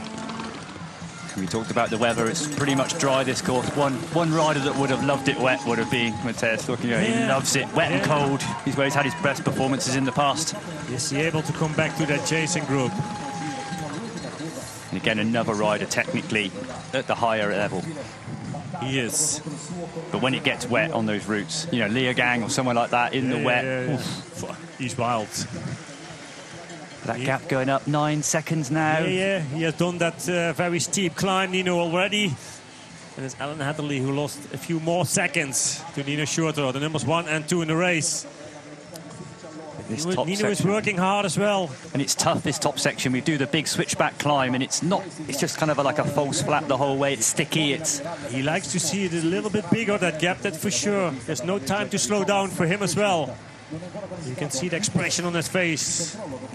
I think a big thing at the moment with this fight, it's whether Hathaway can just keep him in view. I think once he can get a corner out of sight, mentally as well, it can just affect you a little bit. 9 seconds in between these two. A little bit of time again for Nino to recover here in this descent. It brings him back to the start-finish area. Let's see this corner. It's so soft, so many roots in there. Dangerous as well. Yeah, it's really dangerous section there. If you get caught up and you just lost concentration, it's one of those ones. All the way down this, there's nothing as technical as the woods, but loads of bits that if you, like you said before, if you don't focus or you lose your concentration, especially at the back end. Here we see Matthias. No, it's Victor Koretsky. Yeah. In his leader's jersey. Still some time to Still get a good show. Yeah, enough time to style. Yeah, back in 28th now for Koretsky. Recovering from sickness. He said he had COVID after the last race in Novo Mesto. Yeah, and he has to pay for that now. We didn't expect him with this result. 30th of 28th place now. Scarini's driving this train along. With his drop-off seat post down just before the descent. With Filippo Colombo here we see with the number 3 on his back. It's tough, this section here. You've got such a long climb, the quads are burning, and then you've got to throw it into the rocks. And it's just everything inside you wants a recovery. Colombo just airing over, just trying to just relax a little bit, carry some speed, just get back onto that main group. But it's Nino. 2 laps to go for the goat. Just got that gap. So what it was 9-10 seconds at the top of the climb. See what it is to Happily now.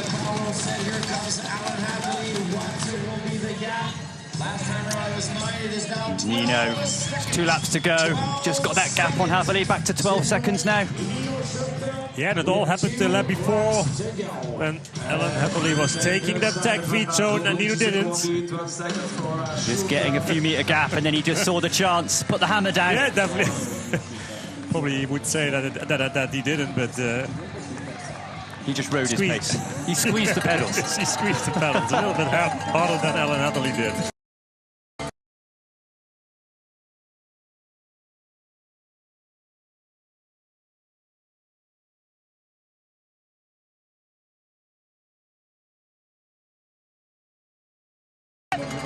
Here we go, this big group for free.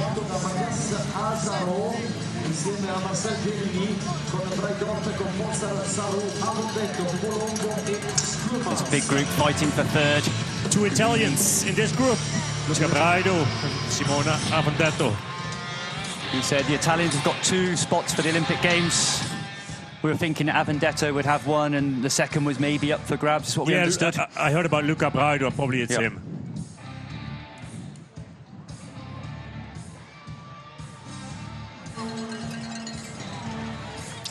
And it's Garini, and he's the one that every time it goes uphill in this big group fighting for third, he just hits the front.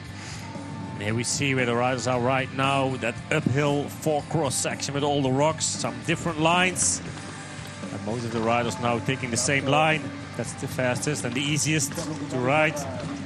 With a bit more respect for each other right now. They know their positions, they know their strength. I wouldn't say they're slowing down, but at least they find their pace. A minute back. But it's the fight for the 3rd place, for the podium. Jens Sherman's 175 on the heart rate. We've seen him a little bit higher than that, but he's working hard at the moment, just trying to get back on terms with this group. Yeah, 2 more laps to go, so now it's serious. And especially when it comes down to sections like where they are right now, entering that forest where it's more technical, they like to be a little bit more to the front and not at the last riders of this group. Yeah, you go too far back in this run of 7 guys and you're going to get tripped up. No, you're also getting nervous because you see the first riders maybe, let's say, 15 seconds in front of you, because that's the difference in between the first and the last rider of this group. You're getting a bit more nervous, a bit stressed as well. And Gaze is going backwards, overtaken by a couple of riders here. Maximilian Brandl, the German champion, overtaking him as well. 22 at the moment, Sam Gaze. After his fast start. Yeah, Nino now pushing on in his favourite section up in the woods. 19 seconds now, the gap to Happily. It was 10, now it's 12 at the start-finish, up to 19 now. It's looking good for Nino. Yeah. 2 more laps. Not done yet. Not done yet, no. The hour mark, it's almost there. But someone who's not going to get nervous in this position is Nino. He's been here. He has been a lot of times. So many times. 35 times. 35 times, yeah. And you won the World Cup. Unbelievable. 35 wins in the World Cup. Crazy. Taking that more difficult inside line a bit faster. And so smooth how he did it. It's dry now over here. Much drier than it has been also yesterday. Yesterday it was so cloudy, but the course was so slippery. Yeah. Even when it didn't rain yesterday, but last night it did. Yeah, the elite women had a harder course to ride on earlier today. The rain from yesterday just hadn't quite dried out, especially in these wood sections, and there was a lot of people sliding out. Alan Happily, 2nd place. The South African rider, riding for the Cannondale Factory Racing. And the good thing for Happily, still fighting for this win, but the nice thing is he's got a good gap behind him. 50 seconds back to 3rd, which is Garini at the moment. So Happily, a nice bit of a buffer.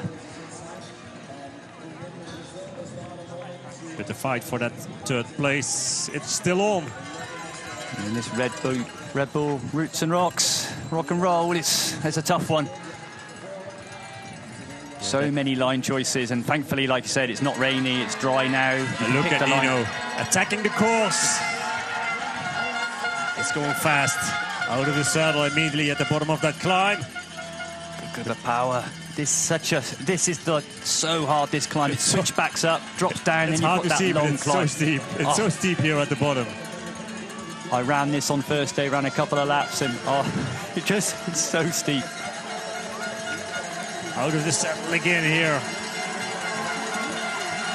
But it's that, not just the strength, but that strength endurance that he's got, that he can just sprint and sprint again.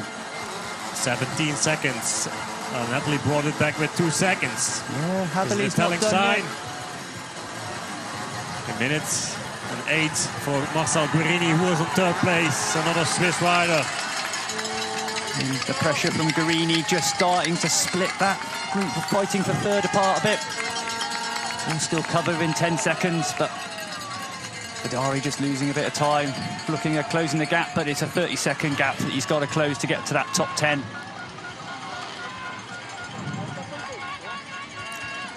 A minute 30 now for Marcel Guerini on third place. And happily just dropping in. This is one of the small parts of the course where, although it's still technical, you can just recover a bit, freewheel. Yeah, stretching your legs. Let the bloodstream flowing. Guerini climbing well. Colombo again coming to the fore of this main group. Azuru behind him, and then look Braido, Jens Schuurmans, he's still in that group. And also Jordan Serrault, the French champion, Lars Forster. This is Jens Schuurmans, that's Simone Avandato. He's in the middle of that group. Yeah, we see European champion. Colombo coming through this group to nearer the front, Avendetto as well. And then we see Serrault and Forster just trying to drift towards the back of it under the pressure. Just struggling to follow a little bit. Yeah, it's going fast here on this climb. There is Jens Schuurmans, the giant rider. Yeah, doing a good ride today, backing up his third in the short track. Real solid performance so far. Strong rides. But we're seeing Guerini just raising the pace. He's going to keep this on the whole time, I think, now. A little bit further down, when I look to the timing screen, Luca Schwarzbauer, 13th place. Yeah, so recovering pretty well. He was back in the late teens, wasn't he? So coming through a little bit. It's still Matthias Flückiger, who is on 12th place. With a big gap in between him and that chasing group, this one. Also Martin Vidauri, he lost the connection with that group. He's on 11th place. I think we're going to see a big scrap coming on from this lap, from this group.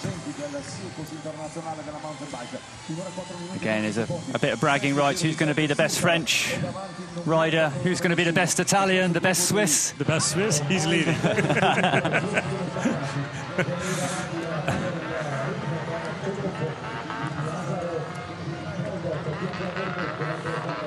No, but definitely an interesting question. Yeah, who's becoming the best of each nation? Yeah. And Serrault as well. He's had he's been traditionally the highest ranked French rider. Yeah, with Victor Gretzky, of course, but yeah, not having his best day, also because of his illness, probably. That's the main reason for that. There's some like new riders like Azura coming up through. Doing last weekend a kind of breakthrough result, backing it up this week.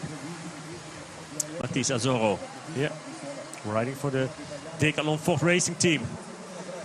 Napoli, the gap now 18 seconds. It's floating around. Napoli just looking a little laboured. Maybe it's his style, but... Yeah, how to close a gap like that? It's difficult for him as well if Nino is pushing so hard.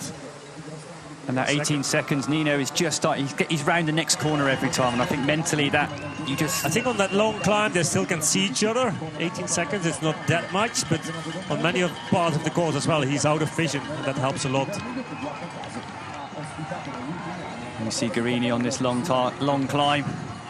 Still forcing the pressure, but that Martin gap... Vidauri was still there. Yeah, Vidari doing a great ride, recovering after that fast start. He's 11th at the moment. Avendetto, the Italian champion on Villiers. 7th place at the moment.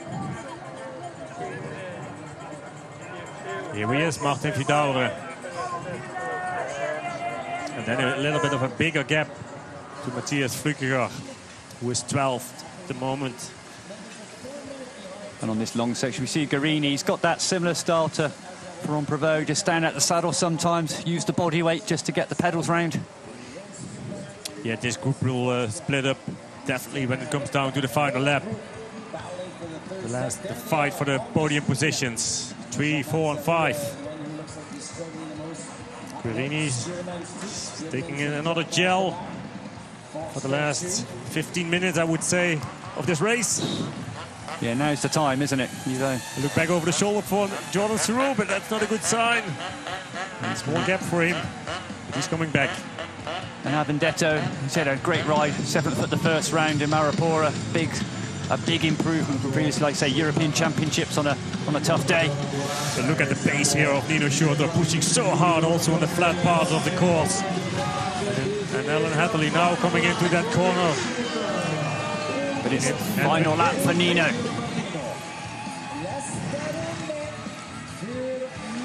Nino, every lap as well, he has pouring water not just on his head but on his quads as well. Yeah, the whole body he does all the time, constantly. Yeah, not every lap, not that lap when he made that attack.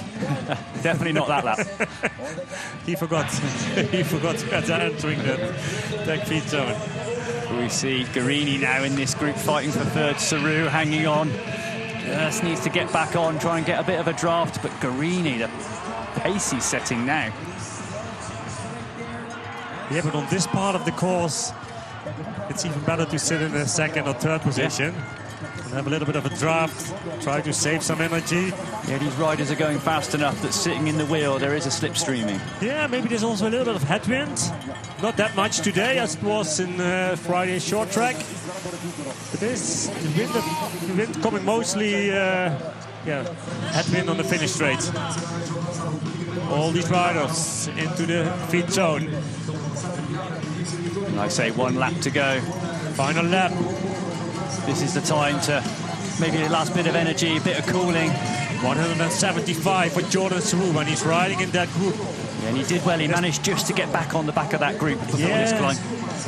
He doesn't have his best day, I would say. It's Brido just going up the outside. He wants to go at the front for this climb. It starts off with this grassy drag, then the 4 cross section, and then that long, steep section up to the top. This is a really tough bit, and if you're going to break everyone, this is where you want to do it. Yeah, they know that they have to be in a good position and get stuck into the in between and squeeze into these riders. Foot on the ground, it costs some time. Yeah, and this section coming up now. Different lines, as you can see as well. Matisse has suddenly inside. A bit of scrapping there between Azuru and they all managed it well. Yeah, Jens Schuurmans. Here he is, the number 14 on his back. And lost a little bit of time again. They're doing a great ride. You know, his best result so far this year, 15th at the moment. He's sitting there, 9th place. If he can bag a top 10 today, he'll be happy with that. Lars Forster close to him on 10th place. In his interest, we saw mid-race Forster pushing the pace of this group, but then it's subsequently riders have come over the top of him. Brido. Many times Lars Forster very strong when it comes down to the end of the race. Marcel Guarini as well, always strong at the end. As Brido enters the woods first. Great place to be in this section. Jens Schuurmans. No, that's Simone Avendetto. I'm wrong again with that European Champs jersey. It's confusing when everyone's not got their... They've all got different national jerseys, continental jerseys. Matisse Azoro, he missed his bottle. Maybe he has a backup. Probably. Oh, he's a bit upset, you can see.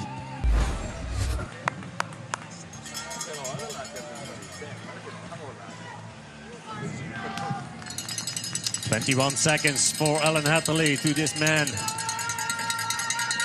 And Nino now just He's on autopilot, just ticking off the sections. That gap just going slowly out to Happily. Happily doing a cracking ride. Still keeping Nino honest, but... Yeah, important for him to keeping it smooth over these routes inside corner. Difficult to do, but he does it. And this will be, I think, once Nino gets out of this route rock section, I think that will be when he can be a little more confident in here. It's still a long way to the tech feed zone. The chance of a flat tire on the crash is pretty high in this bit, so I think he needs to get through this section, hit the second half of the course. Jordan Su a little bit off here of that group, so the pace goes up. Bigger gaps now in between the riders. And it's Luca Braido as well. Yeah, best we've seen him in a while, pushing the pace. Hard.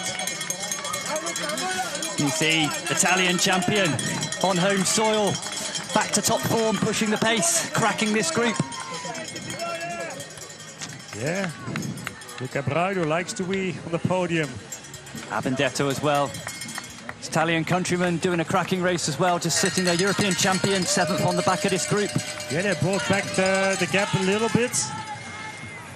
Yeah, that big group of third, just splitting a little bit under the pressure from Braido. Alan Hatterley, he's 17 seconds back in the second place. This group, a minute 11 seconds back. Yeah, in this fight for third, at one point it was 10 riders. We're now back to 5 riders fighting for third, 2 Italians in the mix. It's Braido looking the strongest. Just pushing on now, following by Colombo, Swiss rider from Scott, just following over. Azuro, the Frenchman in decathlon. Ford. Yeah, pushing hard, these riders. Final lap. Oh, small gap. Oh, you see how fast Luca Braido is here on this section. Yeah, that climb's so difficult. And then it drops straight into this really intense technical routes and rolls. With Mattia Zorro fighting hard for their positions. Simona Avendetto behind them.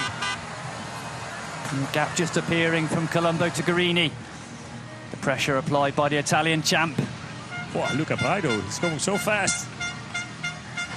Coming into the tag zone, the second tag zone for the last time in this race. And it's a nice section as well. You can actually look back and see the damage you're causing. Yeah, there's not that much damage. You'd be like, damn. Just a few seconds. Oh, more than now a few it starts. now. Yeah, now it starts. It looks like they're sprinting up here like it's the last climb, but this is impressive stuff from Luca Braido, the Italian champion on Santa Cruz. But Colombo was able to follow him. Yeah. Colombo. Here comes Guerini. Colombo doing a cracking ride. Started, had to work his way up through, then he kind of stalled a little bit, but he's come back through this group steadily. Marcel Guerini leading this group, and Mattia Zorro and Simona Avendetto. Is he able to make it to the podium, Avendetto? Here we go, Luca Braido.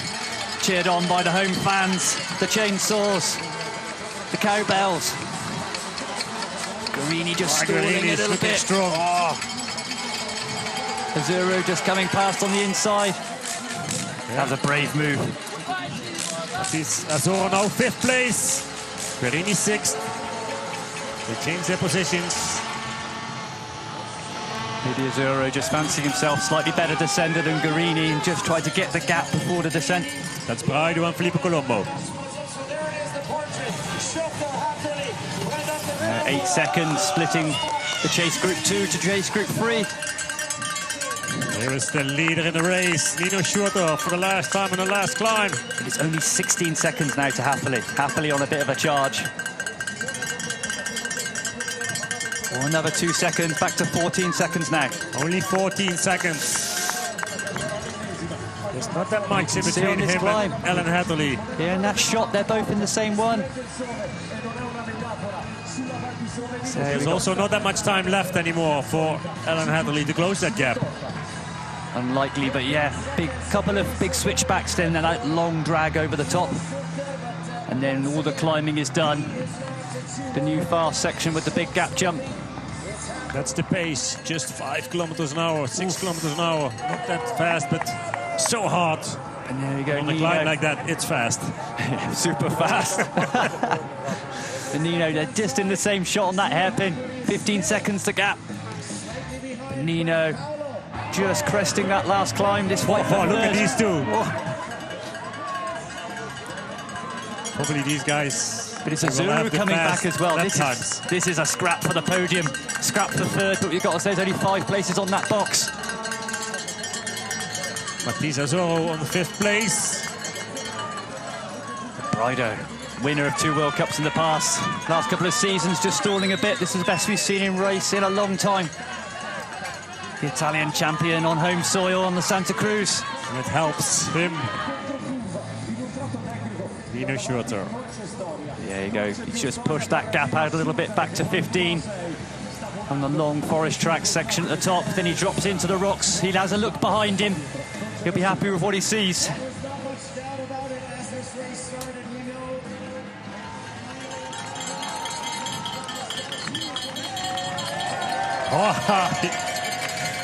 And Nino, he knows. Showtime. 17 seconds, 1 descent left to go. We can see him in front of our booth, just flowing down across the new sections. The gap jump now into that off camber. Happily safe in second, 40 seconds, 45 seconds behind this group, but it's a big fight. But this is a big fight. These 3 together.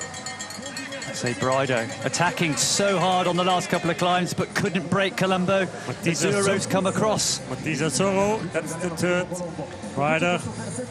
Filippo Colombo in front of him, and Luca Brido leading this group. This is it, they've run out of climbing now. But Matisse Azoro now tries to get to the front. But the pace is high, believe me. You can see full pain face from Azuro, then he tried to move up, but the legs didn't have it. Now Filippo Colombo is coming to the front.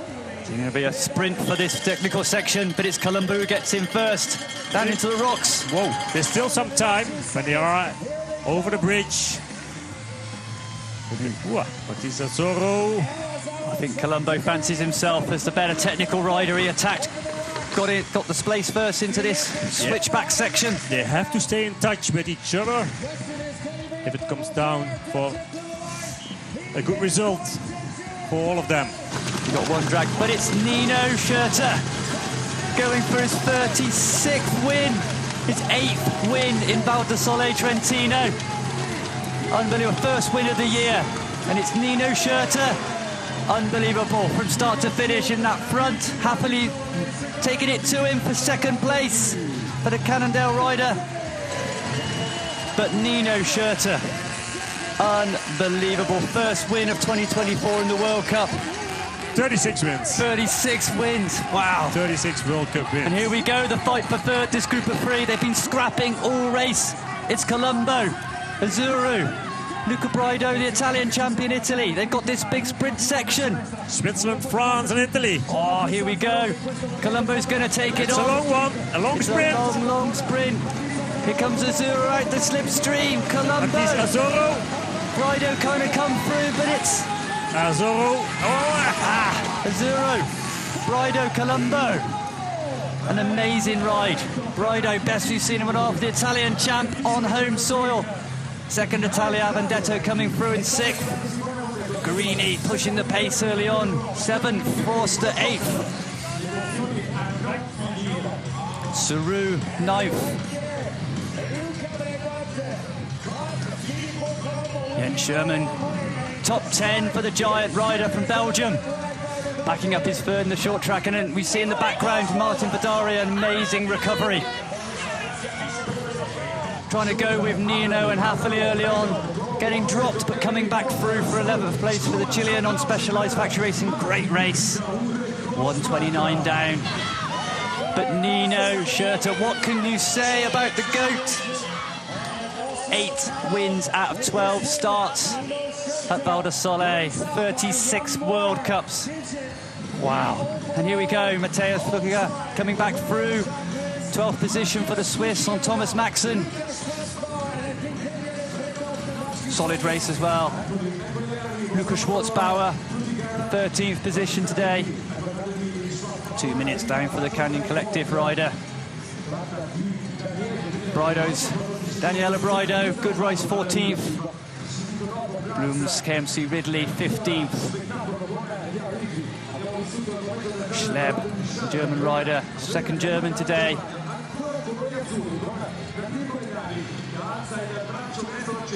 And Lydia Kaladeni, top ride, 49th on the grid at the start.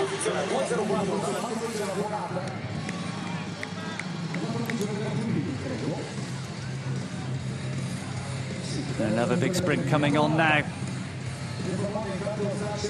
Jorov just getting the better of Pierre de Froment, the Belgian champion.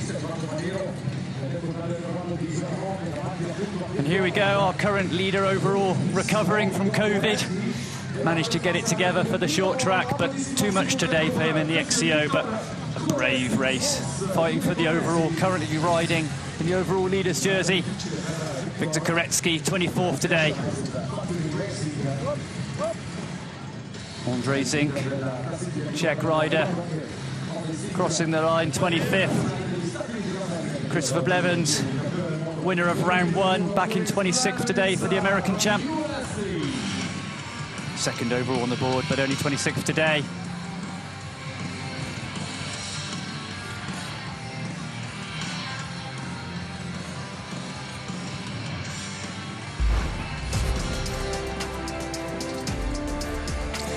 But there we go. Never in doubt, Nino Schurter. And let's hear from him with Ashley. Wow, congratulations, Nino Schurter. You have gone and done it again. Your 8th victory here at Val di Sole. And also, you now are you continue to be the record holder. 36 World Cup wins. There's a lot to be happy about today. Yeah, I'm super happy about this victory here, yeah, I love this place here. It's a really cool course, technical, but really also physical. And yeah, I love to be here, and I love to race here. And yeah, it's quite nice to be able to still win. With 38 now, it feels great to still be at the top, yeah.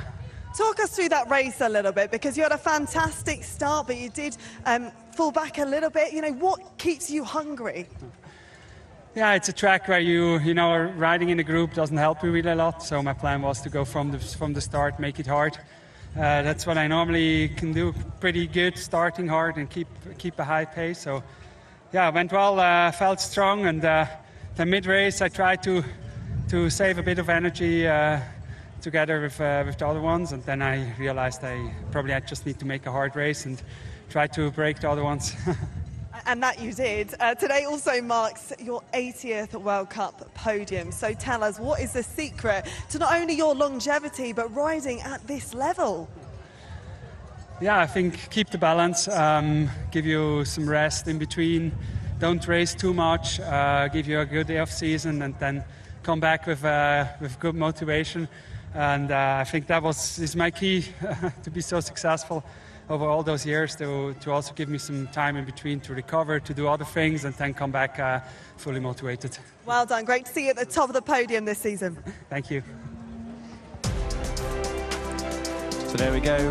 Wise words by Nino Schurter. Have a nice break, don't race too much. But yeah, 36 wins, 8th in Val di Sole. And what a performance today. Taking it on from the gun, splitting the front group, only happily could follow. But what a result for Nino Schurter. Scott, team rider.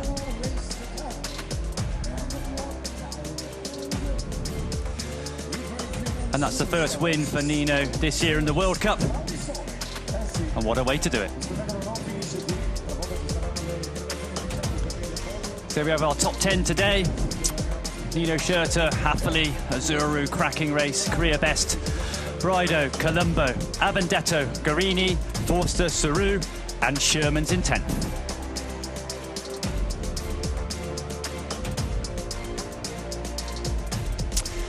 Tess looking at 12th, Schwartzbauer 14th, Koretsky coming back from illness 24th, Blevins 26th.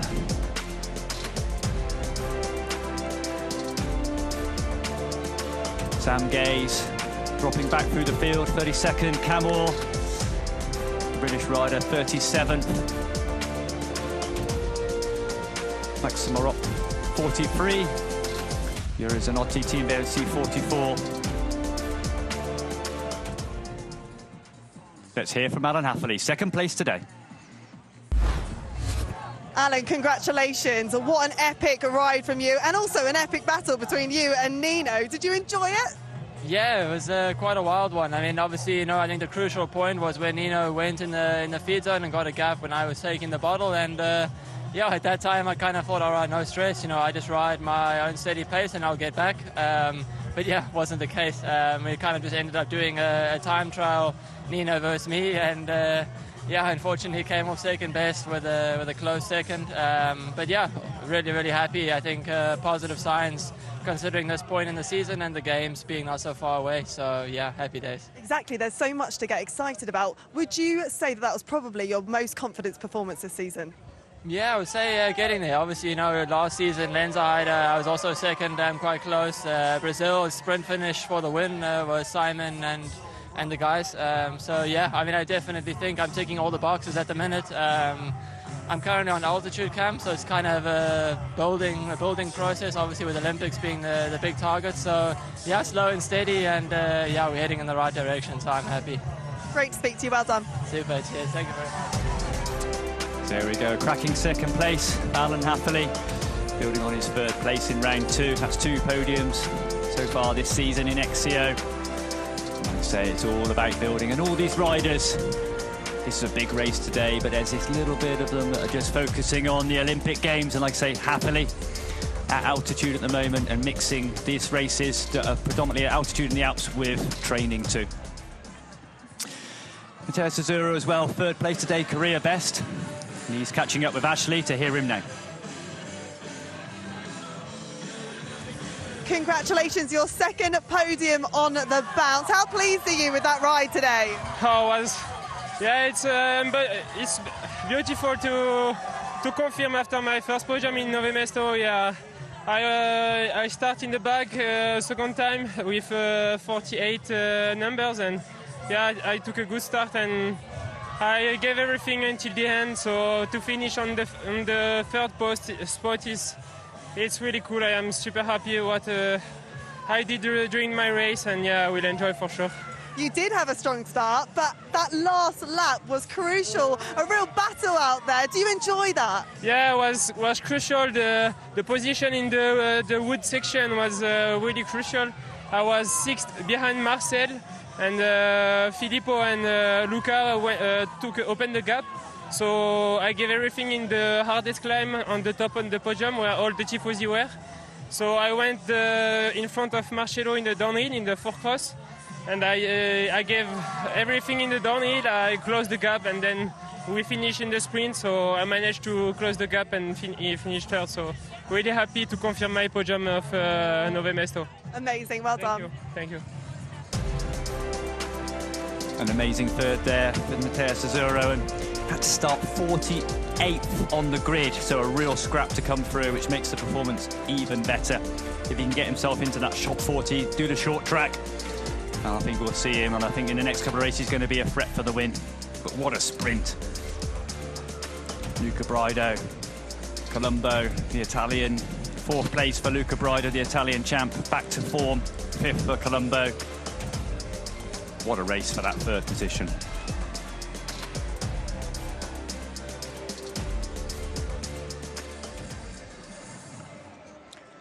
And here we go, the XCO lap comparison. Nino putting in that lap 5, 10:45, and that was the one that killed off Happily, but the fastest laps of the race were actually done on that last lap in that fight for 3rd place. He just showed the intensity, going from a 11:22 to a 10:37 between Azuro, Brido and Colombo. It just showed how tough that fight with 3rd, but we just saw in that mid-race, Nino banging out 10:55, 10:52, 10:45, just to kill off everyone else and Happily, but we just saw that fight for 3rd place, 10:37 on the last lap. Nino able to just cruise a little bit to take his 36th win.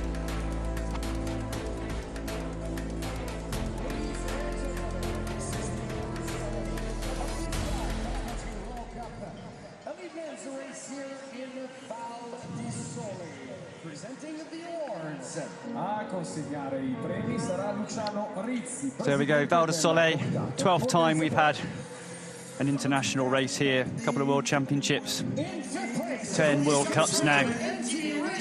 Nino taking his 8th win here. Not just the king of XCO, but the king of Val di Sole. But today, podium positions.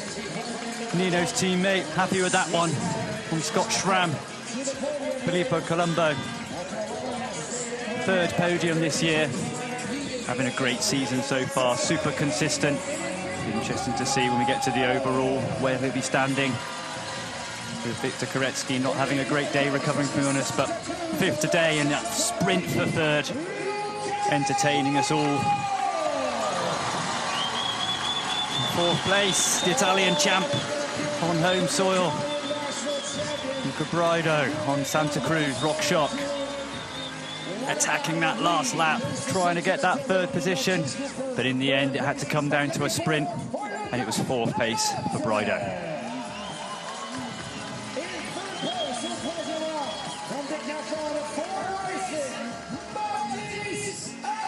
And third place today in that sprint finish, Matheus Azzurro, the decathlon forward, backing up his fifth place in Nove Mesto to go 2 spots better in third position, winning that sprint for third, coming back from deep in the grid, 48th on the start, bagging third today in his second podium in succession. Fantastic race. In second place from Factory Racing, And Alan Hathaway, the South African. 2 South Africans on the podium this weekend. Cannondale Factory Racing getting ever so close to winning his maiden XCO World Cup. But Nino was just too good today. He was best of the rest. He stuck with Nino for a long time. Small gap appeared, but it was still only 19-20 seconds at the end, and I don't think it'll be too long till he claims that win. But second place today for Alan Hathaway. But there was no beating the GOAT. Nino Schurter taming his 36th World Cup win and his 80th World Cup podium. Unbelievable record. He just keeps making record after record, this guy. The Scott Schramm MTB Racing. Nino Schurter, the king of Val di Sole. 12 world-class races here. 8 wins for Nino Schurter.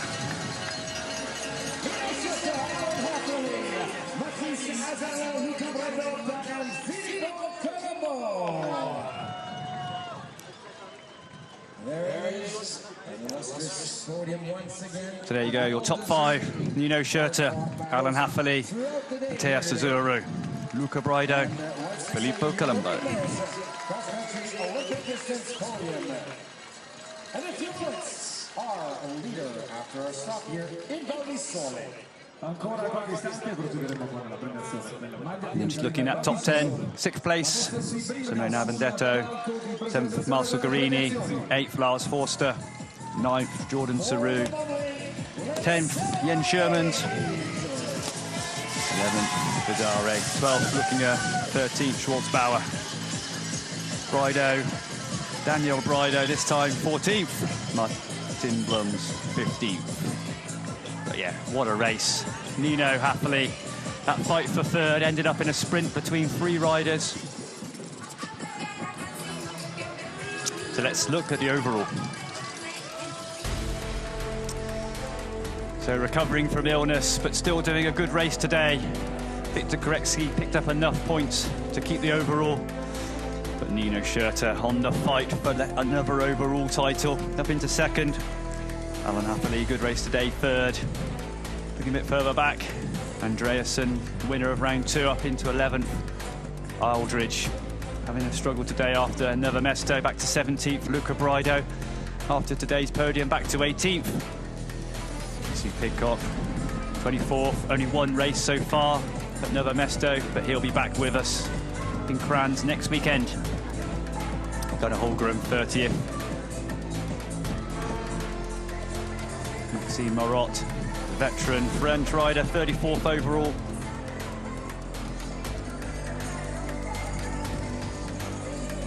There we go, Nino Schurter. His 36th World Cup victory, his first World Cup victory of this season. don't think it's going to be his last.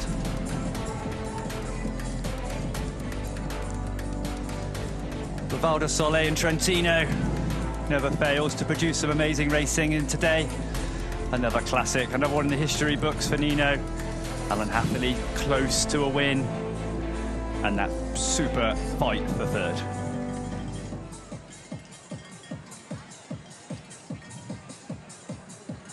And now, ladies and gentlemen, your overall leader of the UCI Cross Country World Cup for the elite men's category.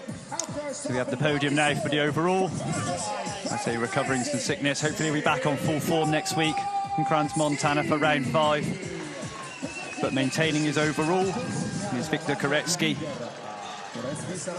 So the Specialized riders this weekend all sporting the retro kit, celebrating 50 years of Specialized. Reminds me of the Ned Overend days. Don't show your age if you know who he is.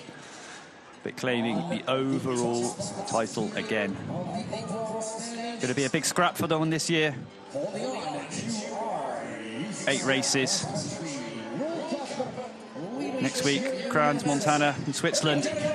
2 weeks after that, we're in Le Jay in the Horse Savoy for round 6. A break.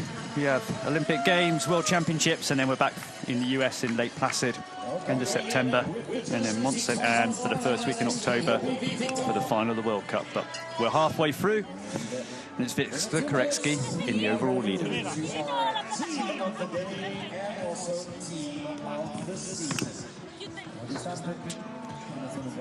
It's a solid ride by Victor Koretsky. He's down with Josh Carlson. Let's see what he's had to say about this day. Victor Koretsky, a tough day in the office. Talk us through it. So yesterday I had a huge crash, and yeah, my body was completely kaput today.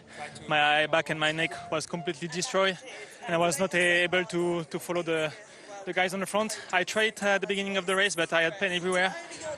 I was not able to pull my handlebar on the uphill.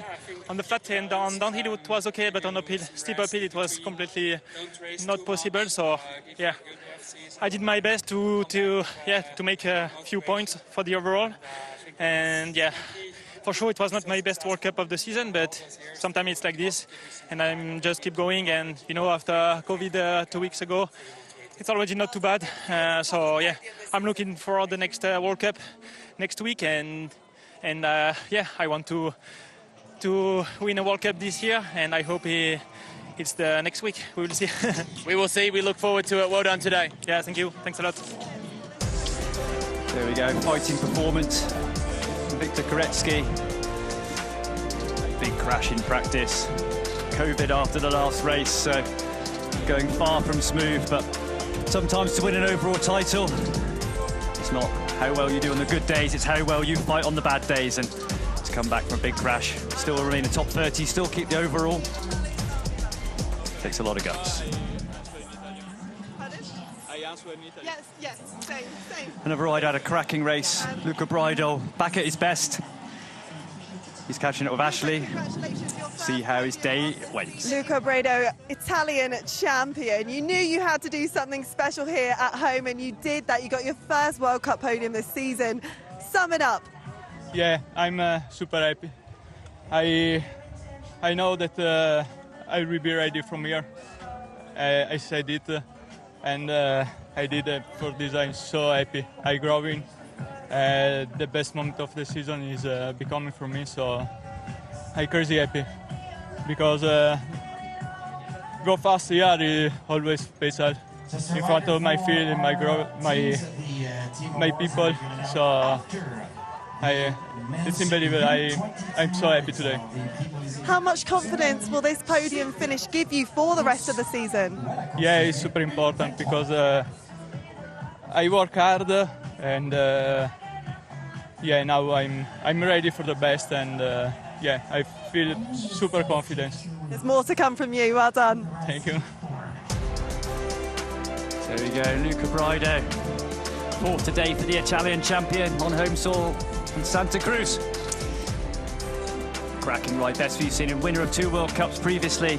Last couple of years, been a bit flat, but coming into form just at the right time. And like you said, if you're going to find the right form and condition, and build up to the Olympics as well, your home race is where to do it, right here in Val di Sole. So the rider in 5th, Filippo Colombo, we managed to catch him at the finish.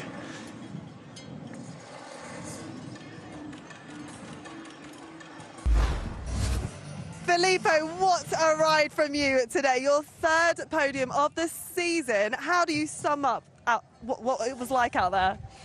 Oh, it was a tough race. I knew I didn't have to overpace myself, and yeah, I suffered quite a lot. I didn't have the best start, and then yeah, I kept my pace well throughout the first part of the race, and then yeah, I just keep up with the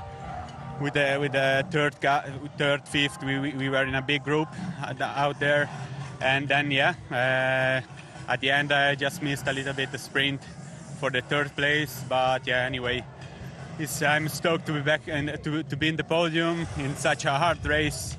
I was not convinced about my shape, but yeah, I'm super happy to be out there in the front again. After the news about Olympic selection, do you feel like that's given you a little bit more fire in your belly to perform on the World Cup circuit? Absolutely. I mean, the goal now is all about the World Cups and World Championship. I do want to really perform in the general classification now, so every point counts. For sure, it sucks a bit to miss a few points in the final sprint, but yeah, anyways, consistency is key, and I hope to perform like this till the end of the season. Thanks for your time, well done. Thank you.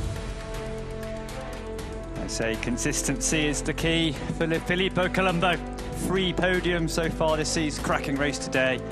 I say poor start, fought his way through that big group, but then on the last lap came to the fore following Luca Brido and a solid sprint.